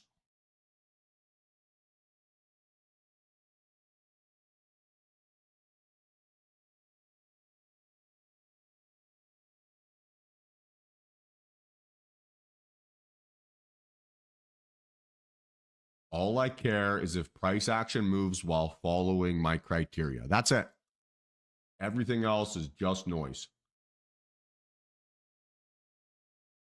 And if you're not okay with that, you need to reevaluate what you think it actually means to be a trader. Because being a trader doesn't mean trading every candle, every move. You have to catch every top, every bottom. That's not the reality. Your job is to find a way to extract money from the market in a consistent and repeatable way. Not to use your P&L to validate your feelings.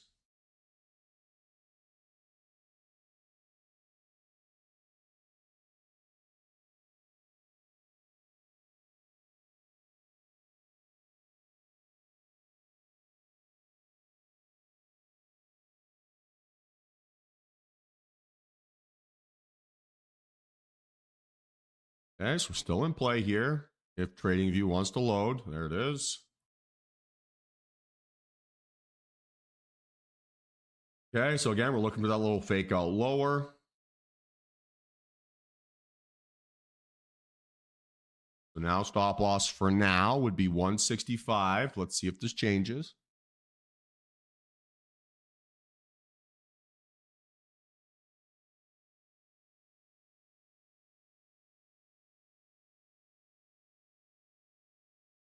That's the same thing, right? We've seen multiple times here so far today. Quick higher high, then pull back lower.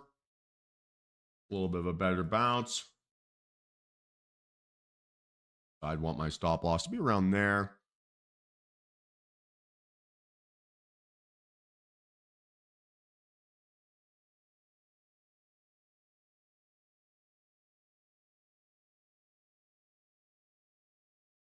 And now it could be that. I mean, 17 points I don't want to do. That's probably too much.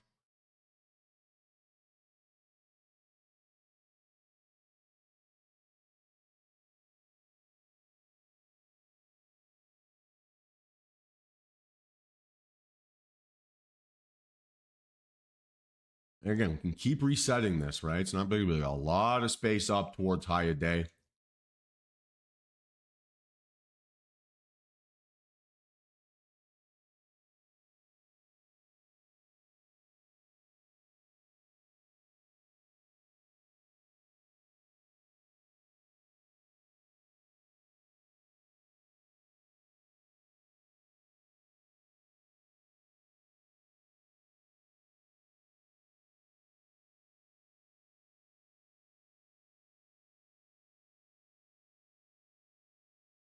I'm generally looking to get the tightest stop loss I think I can possibly get away with. That's not a specific number, right? Said it before, I'll say it again. My edge is not my ability to win big, it's my ability to lose small.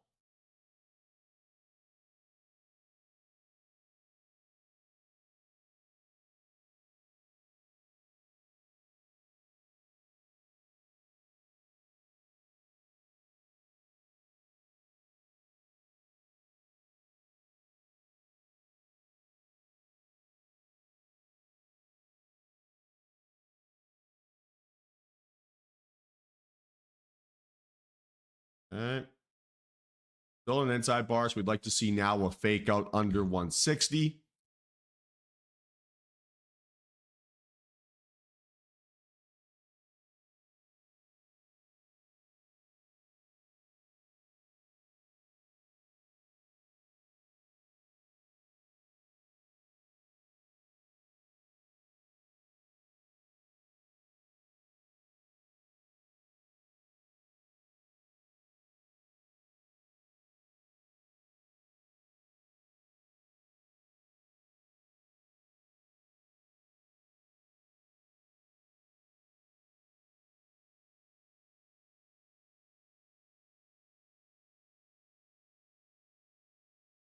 What's different about this pullback than we've seen on all of our other flushes? We'll call it. What's different about this one?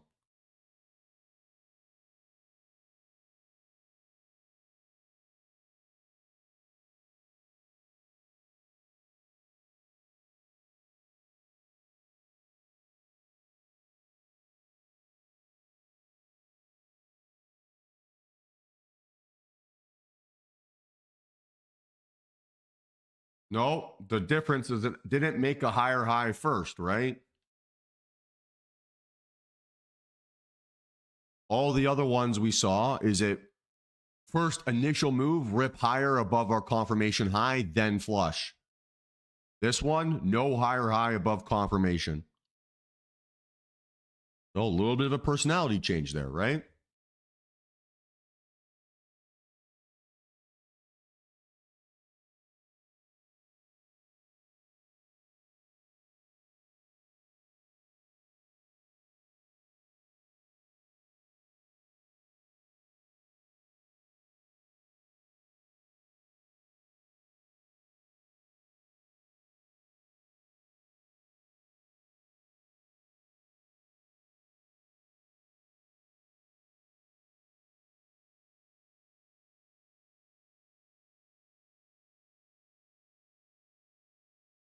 So looking on the 2.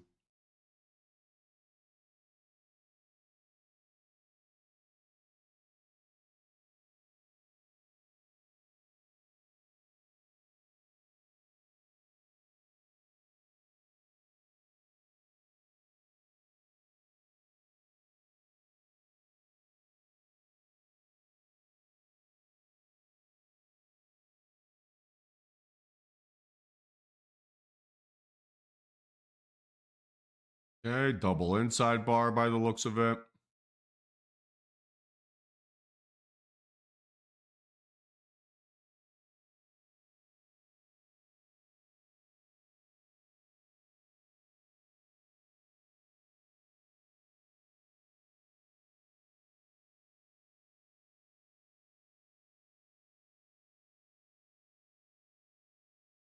Yeah, we're still looking for that fake out.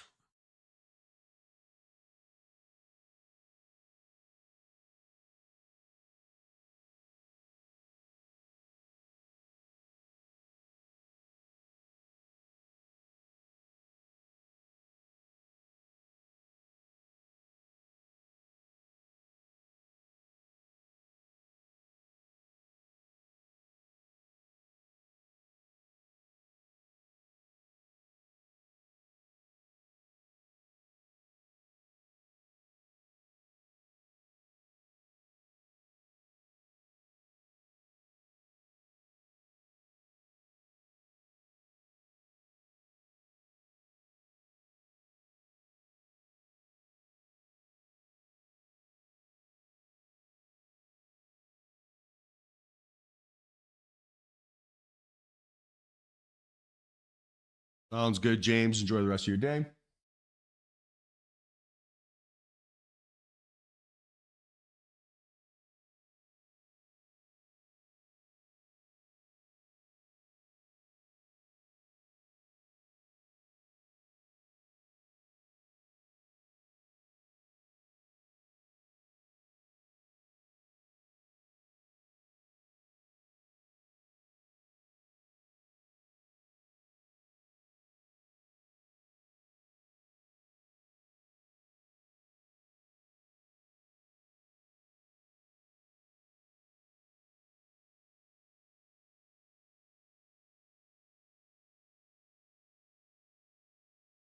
Okay, let's see if this is the fake out here. So is it or is it not? What do you guys think? And give me the why.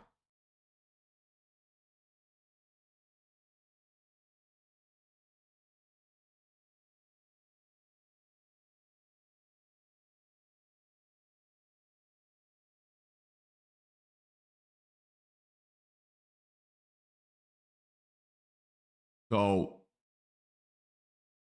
would a fake out close under our confirmation candle low, or would it close above?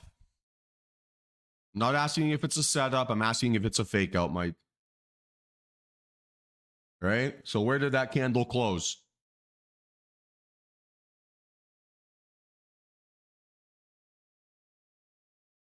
Right? Closed below our confirmation. So not a fake out, right? If it was a fake out, it would have made a lower low and closed above 160. Didn't do that. So our setup is dead. Right? We have invalidated our confirmation candle.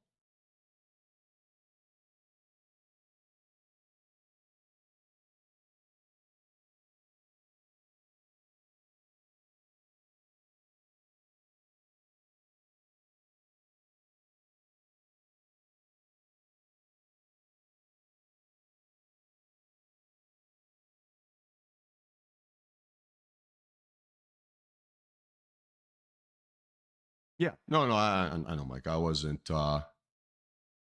bitching you out there.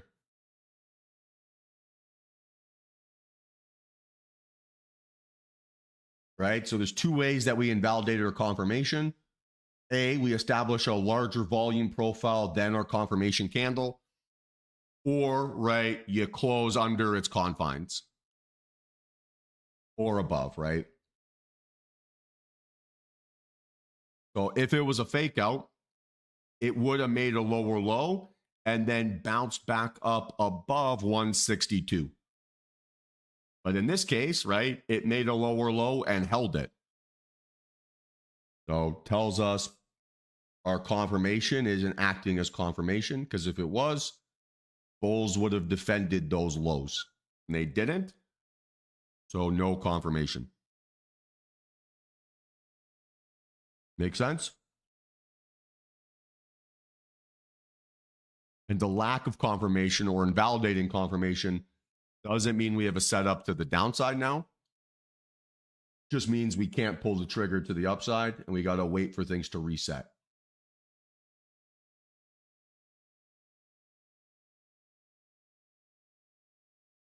In general, the volume has like completely evaporated. Then it's a fake out, Chris, right?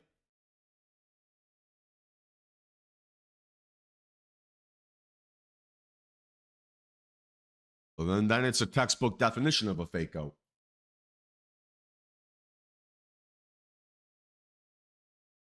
But if it doesn't respect our levels and doesn't use those as a support zone, can't trade it. Yeah, this is very, very pathetic. Volume, lowest 3 volume bars of the day here. So we're just chilling.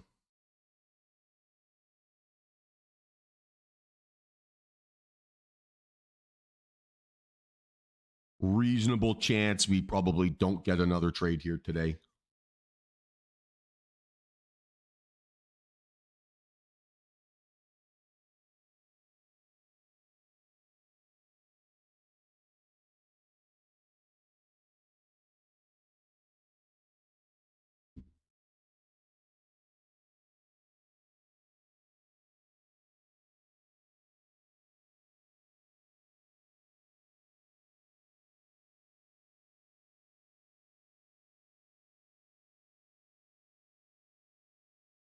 I expect every date to have action, Roberto. I don't know what each individual day is going to create. We've had a lot of range here so far this week, right? So it's not been a question of a lack of volatility. Just things have not behaved the way that we expect. Last week, things behaved the way that we expected. And so we got more action. So I don't know what the market's going to do tomorrow. I don't know what it's going to do Friday. I don't know how busy it's going to be. Truth be told, I don't torture myself with those types of thoughts. Because what ends up happening then, right, is one day you'll get, you have this expectation it's going to be a super, super busy day and you get yourself all psyched up. Oh, it's FOMC or it's CPI or it's a big earnings. And then it just ends up being a nothing burger and you spend your day in just like a tunnel vision of price action. So I never truly know, and I don't try to forecast.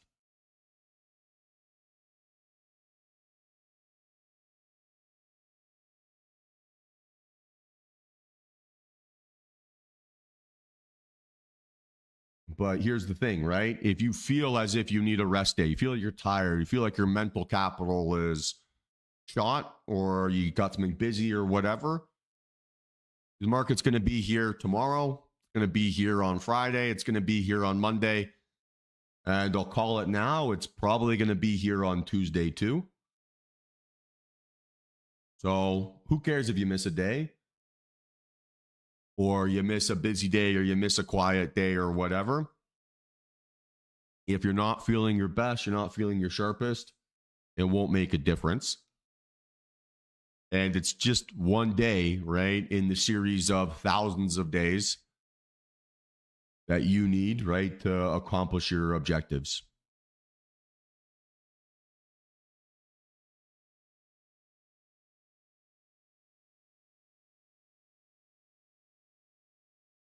Like each day is its own little puzzle, its own little personality.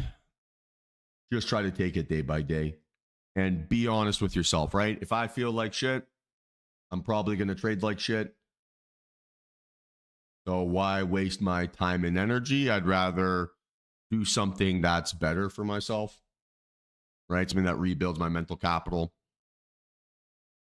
Because then the next day when I show up and it gives me action, or it doesn't give me action, or whatever it is, I'm going to be a lot clearer from a mental frame, and I'll make a lot more money. And look, I'm a little bit of a hypocrite saying that, because I'm not very good at listening to my internal signals. I try to trade through burnout and all these sort of things, and it generally doesn't work out very well. I usually tend to say something that I regret or I'm embarrassed by or whatever. And that's generally not fun.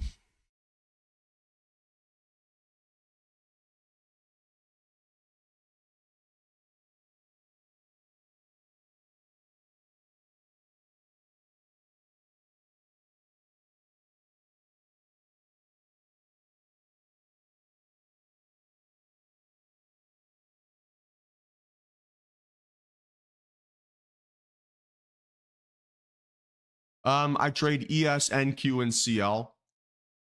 I'd say like 90% of my trades are on NQ though.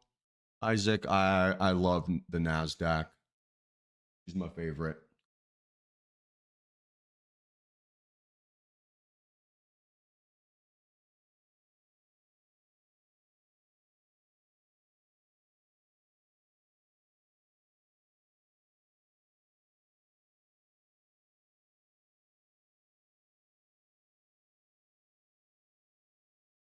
Sounds good, Mikey. Enjoy the rest of your day.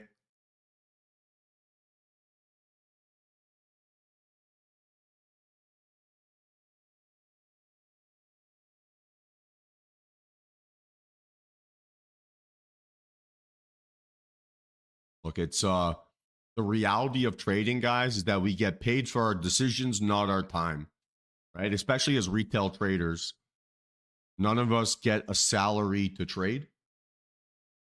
So we should never feel guilty about missing a day or taking a day off or not trading when we don't feel our sharpest.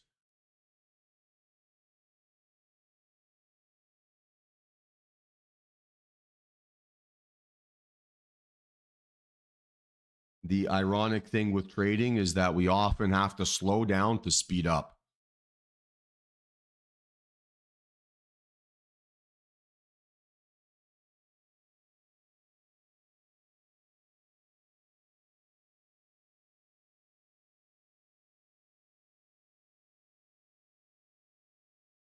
So Shivlets, your question here. Why is it that PA repeats patterns throughout the day, like the failed breakout pattern you talked about today?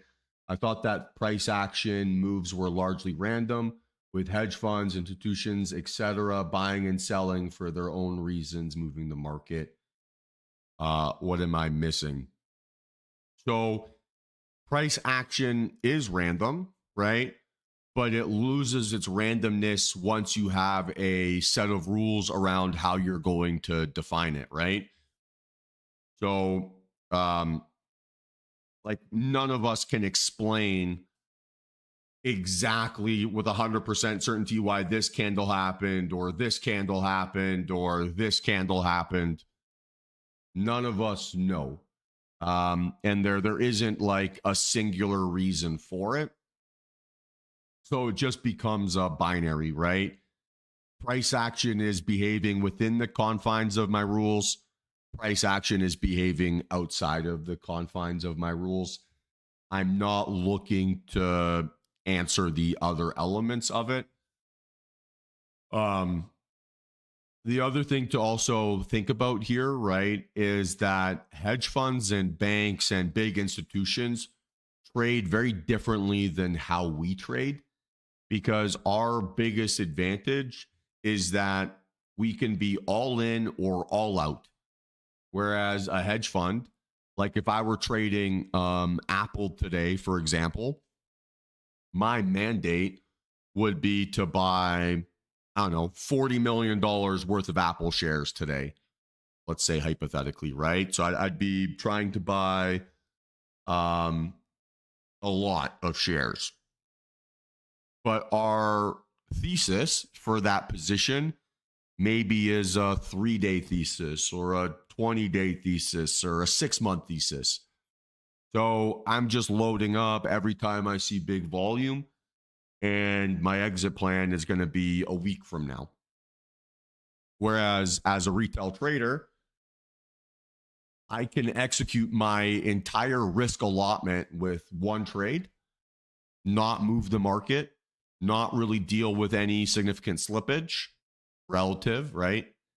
And then when the price moves in my direction, I can get all out as well. Hedge funds don't have that benefit, because if they do, they will tank the market, destroy the liquidity, and not be able to execute their position at the P&L that they want. So what our primary edge is different than what their primary edge is.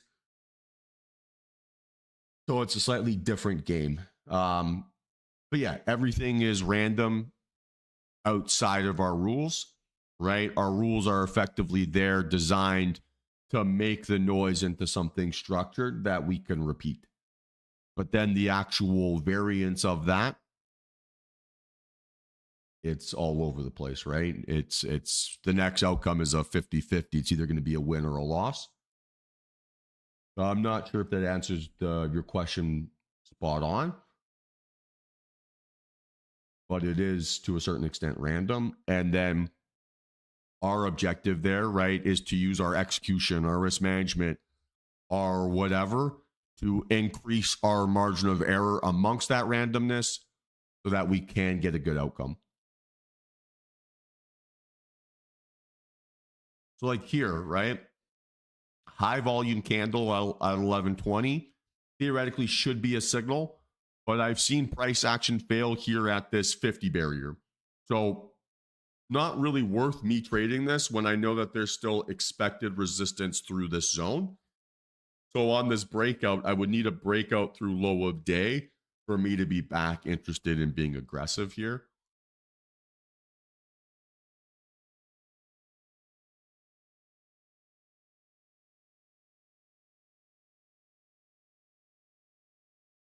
So we gotta wait a little bit.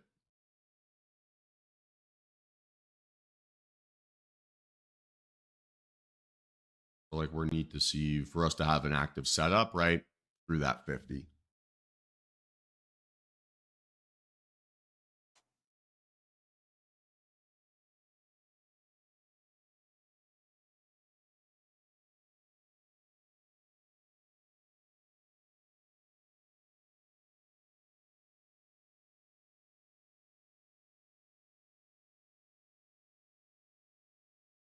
No, if it breaks and closes below low of day, I would look for a setup, Nate, on this candle, because it hadn't yet closed through low of day. I had no reason to look for a setup.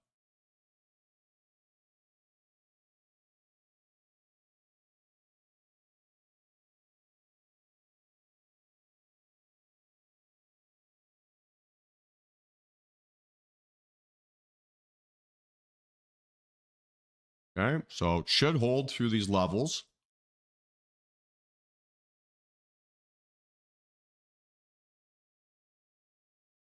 Okay, right. New low of day has been held.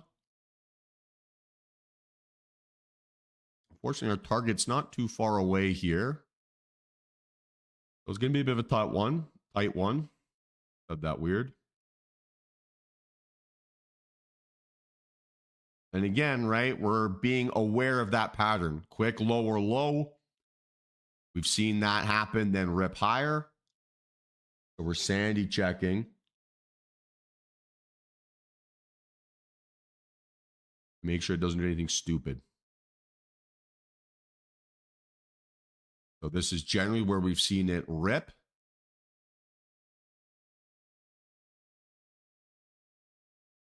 There it is. Again, right? Price action behaves like it always has until proven otherwise. I don't know. We've seen this probably happen 5 times now. And had we been too aggressive, we would have lost money all 5 times. Instead, we're sitting on a small green day instead of a, oh my God, my life is over red day. And that is a huge win.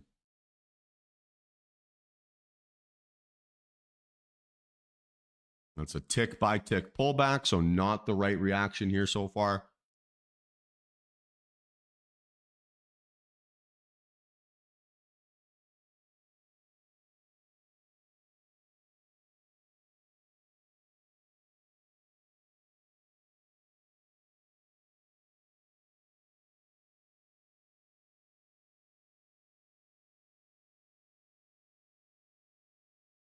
And still tick by tick, so I'm not convinced that bulls are exhausted yet.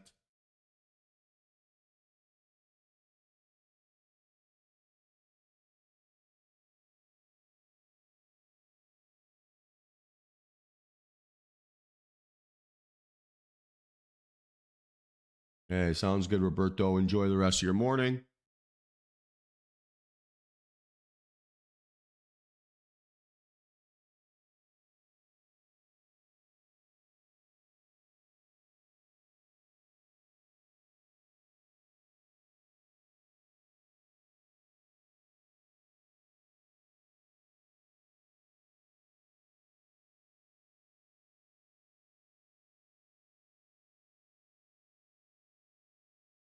Right, and so we've had a really good read on this today, which is like, I know, kind of a dumb victory lap, but we've not made any decisions that have needlessly cost us money, right?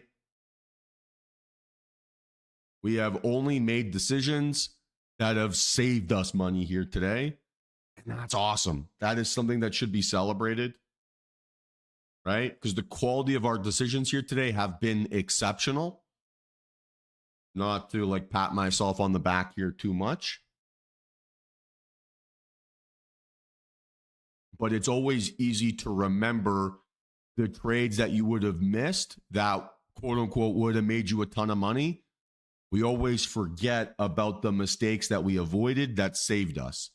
And I think it's a lot more empowering to view it the other way around, right? Where we're reminding ourselves of, look at all the mistakes I didn't make, instead of look at all the P&L I could have made.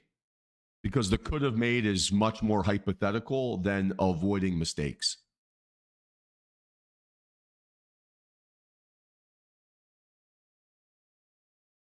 So not perfect. Not the world's biggest P&L day or anything like that. But I have done a really, really good job protecting both my mental capital and my physical capital here today. And that's a win. And any green day where you avoided obvious mistakes should be celebrated. And we're probably more in that territory here today than doing a celebratory breakfast. But that's life, right? So sometimes you got to find a way to find a win, right? Choose an optimistic approach. And that's a powerful cheat code.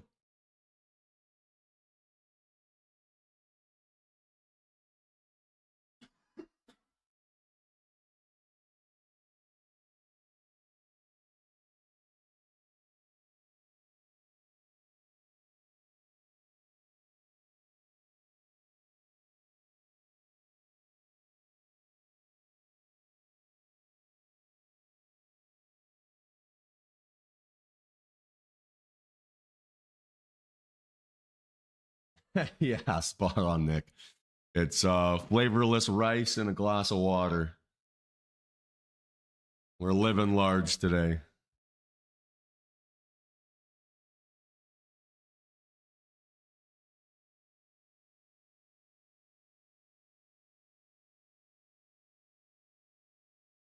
Okay, so we might be back in business. Problem again, though, now that we're facing our target's 25,000, right? We're so close to it.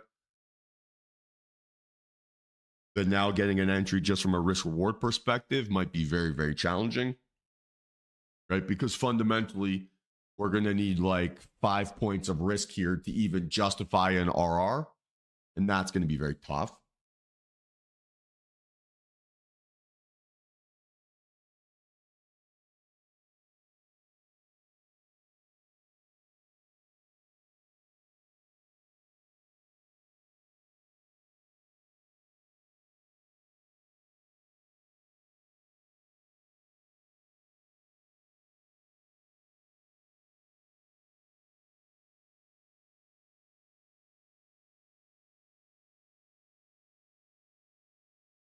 Now, right, we're resetting our setup trigger. We want our setup trigger to be a breakout through 25,000 so that we can target 24.9. So it's close, right? 7, 9, 10 points away. So it's close.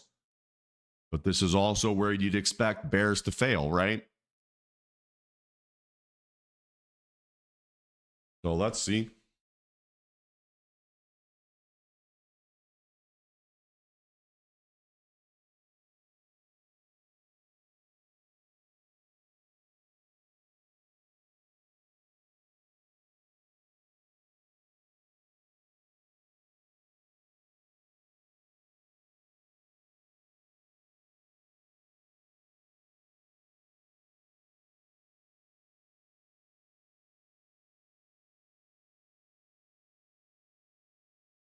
Now we're asking ourselves, right?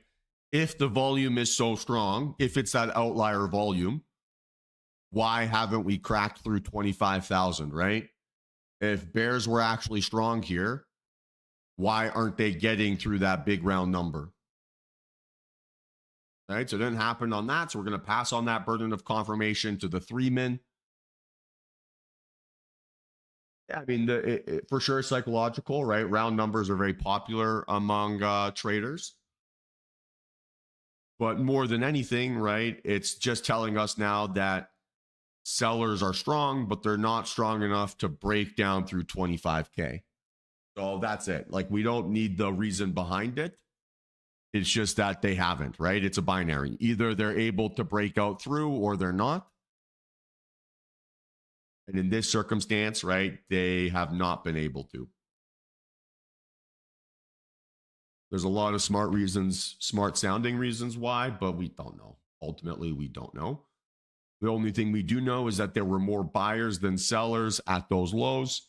And now there are more buyers, right, than were precipitated or whatever, anticipated.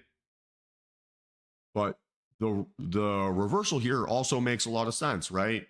So just because we don't have a setup to the downside doesn't mean we don't have a setup at all, right? Now we've got a textbook reversal scenario off of 25,000, and we can look potentially for a move back up towards high a day.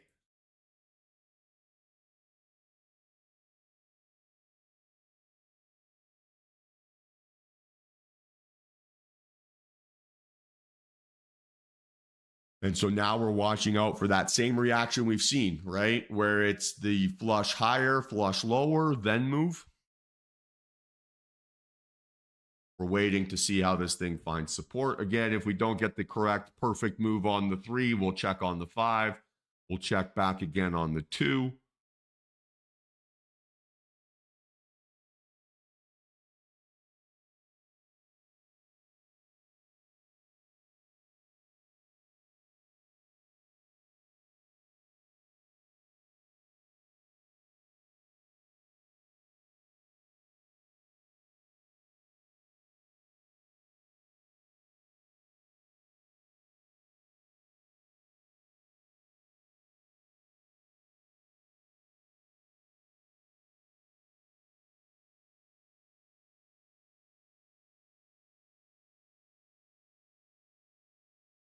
So there's that little typical reaction, right? We've seen all day here today.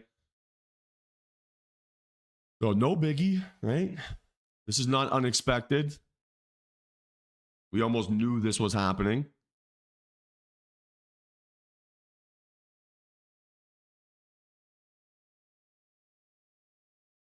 Oh, we still wait.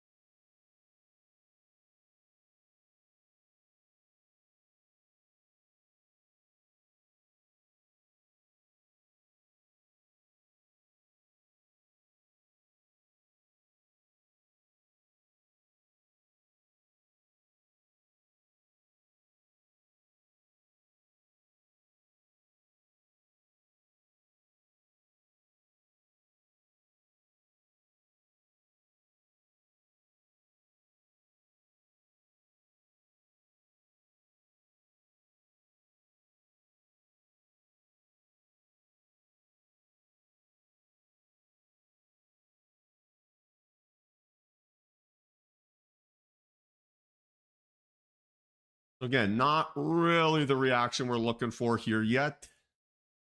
Not the right reaction on the 5. So probably at this point, I'm just going to take my 5 points and enjoy my life.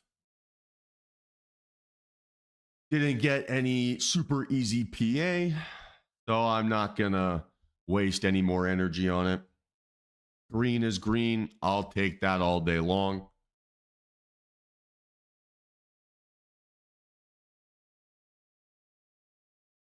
Nope. Failed confirmation does not mean you've got an opposite setup. You got 3 market states, right? You got trending higher, trending lower, sideways. So failed move, unless it's accompanied with increasing outlier volume and breaking new lows, is just an indication of sideways price action.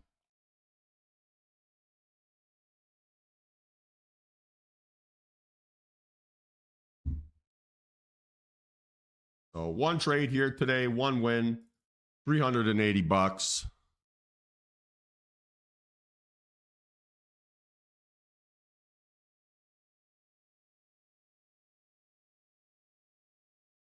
And today's the 22nd, right?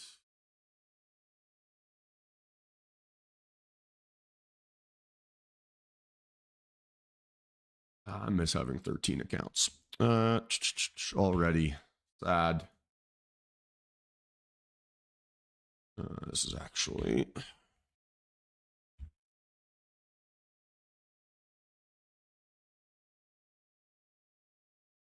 any questions here, team? I know I've ranted and raved like a lunatic here today. No, guys, I talked about this on Friday and Thursday and Wednesday last week and Tuesday and Monday, but I was just starting to notice more slippage in my Top Step X accounts versus all my other ones. So just decided to close them once I became eligible for a full payout.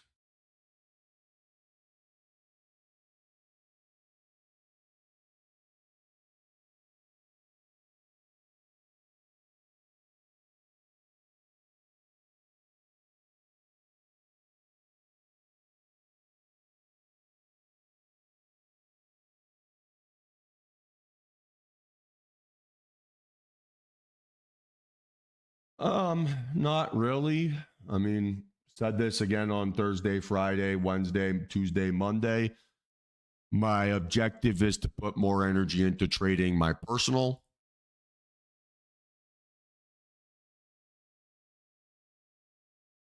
All I said, Kobe, was that I was noticing more slippage on my Project X, Top Step X platform than I was seeing on my Trade-Evate accounts. Use that information as you choose.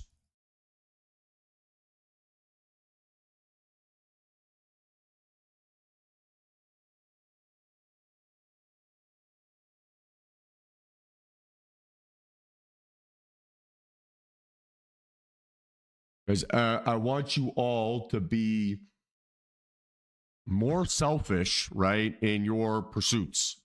So you decide if it's an issue for you, right? I don't have that ability to be able to tell everyone this is exactly what you need to do or XYZ or whatever.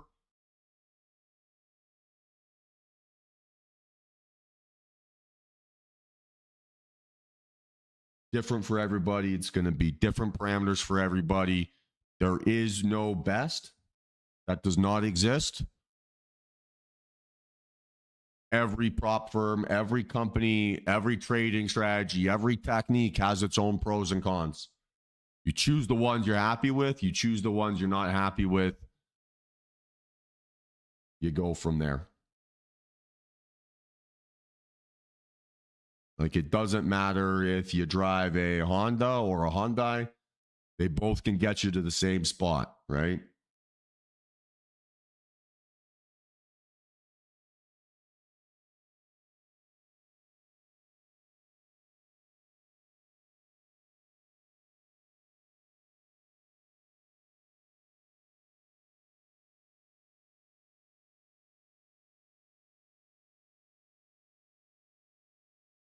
Like, why the vetted prop firms channel exists. There's a million, like Mike has done a very good job creating a spreadsheet with all the pros and cons of different companies, of, you know, their promos, of what their rules are, of, you know, their historical issues. So there's a million things there. The other element to understand, right, is that when I had accounts with Project X and Trade-Evade accounts and my personal account, I now have 3 execution windows, right, that I'm trading. That makes my execution extremely complicated, right? It means that when I am entering trades, I am having to do it like a complete and total psychopath, trying to enter in all these different numbers. So having an excuse to simplify my execution is my primary reason to do so. And killing the one that is using an outlier platform or a different platform is the easiest way to accomplish that. So again, right, that is a selfish decision. That is something that is based on my personal circumstance. It's very likely that you are not trading 12 different windows or 13 different accounts or have a different execution for each one. So maybe that's not going to be the same issue for you. So, like I said, right, there are pros and cons to everything, and it is going to be influenced by your personal circumstances, not mine. Try to be your own trader, not Michael. You will make a lot more money and you'll feel a lot more confident in your decisions. I am not an arbitrator of absolutes. I am just sharing what I am doing and why I am doing it.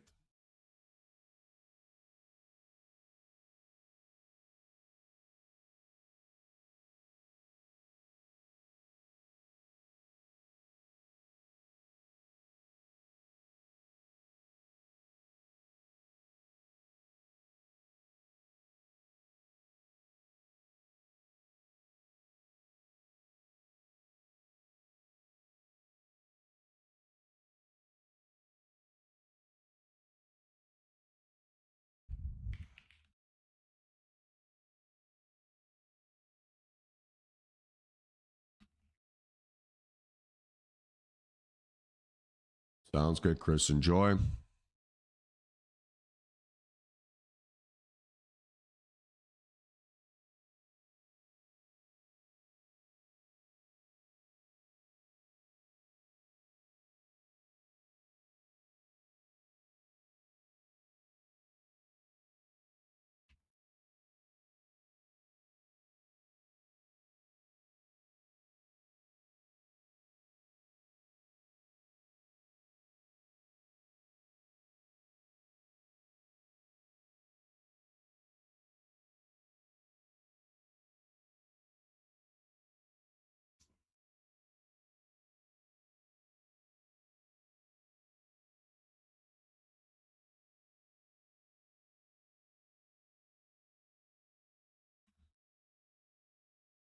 Yeah, I mean, green is green, Mike. We'll take it all day long. No complaints. And again, P&L straight line still so far, so we'll keep it up. We'll keep controlling the variables we can't control and not forcing any dumb shit. So final call for questions here, team. Final call for questions.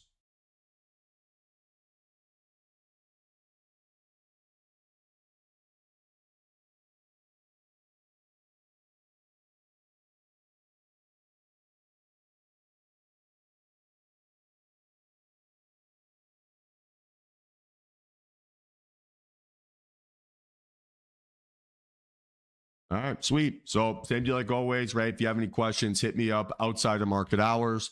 I will do my best to get back to you as soon as I can. Otherwise, have yourselves a great rest of the day, team. Looking forward to catching up with a few of you in our one-on-ones later this afternoon. And let's go from there. Final call here, or sorry, final statement here before I leave. Had a little bit of an issue here recently with no-shows during our one-on-one calls. Guys, please be respectful there. If you're unable to show up, please let me know so that A, I could give the time slot to somebody else, and B, I don't have to sit there with my dick in my hands for 30 minutes waiting for you to show up on your call. So please, guys, just be respectful in that context. If you're unable to make it, just send me a message, send me an email.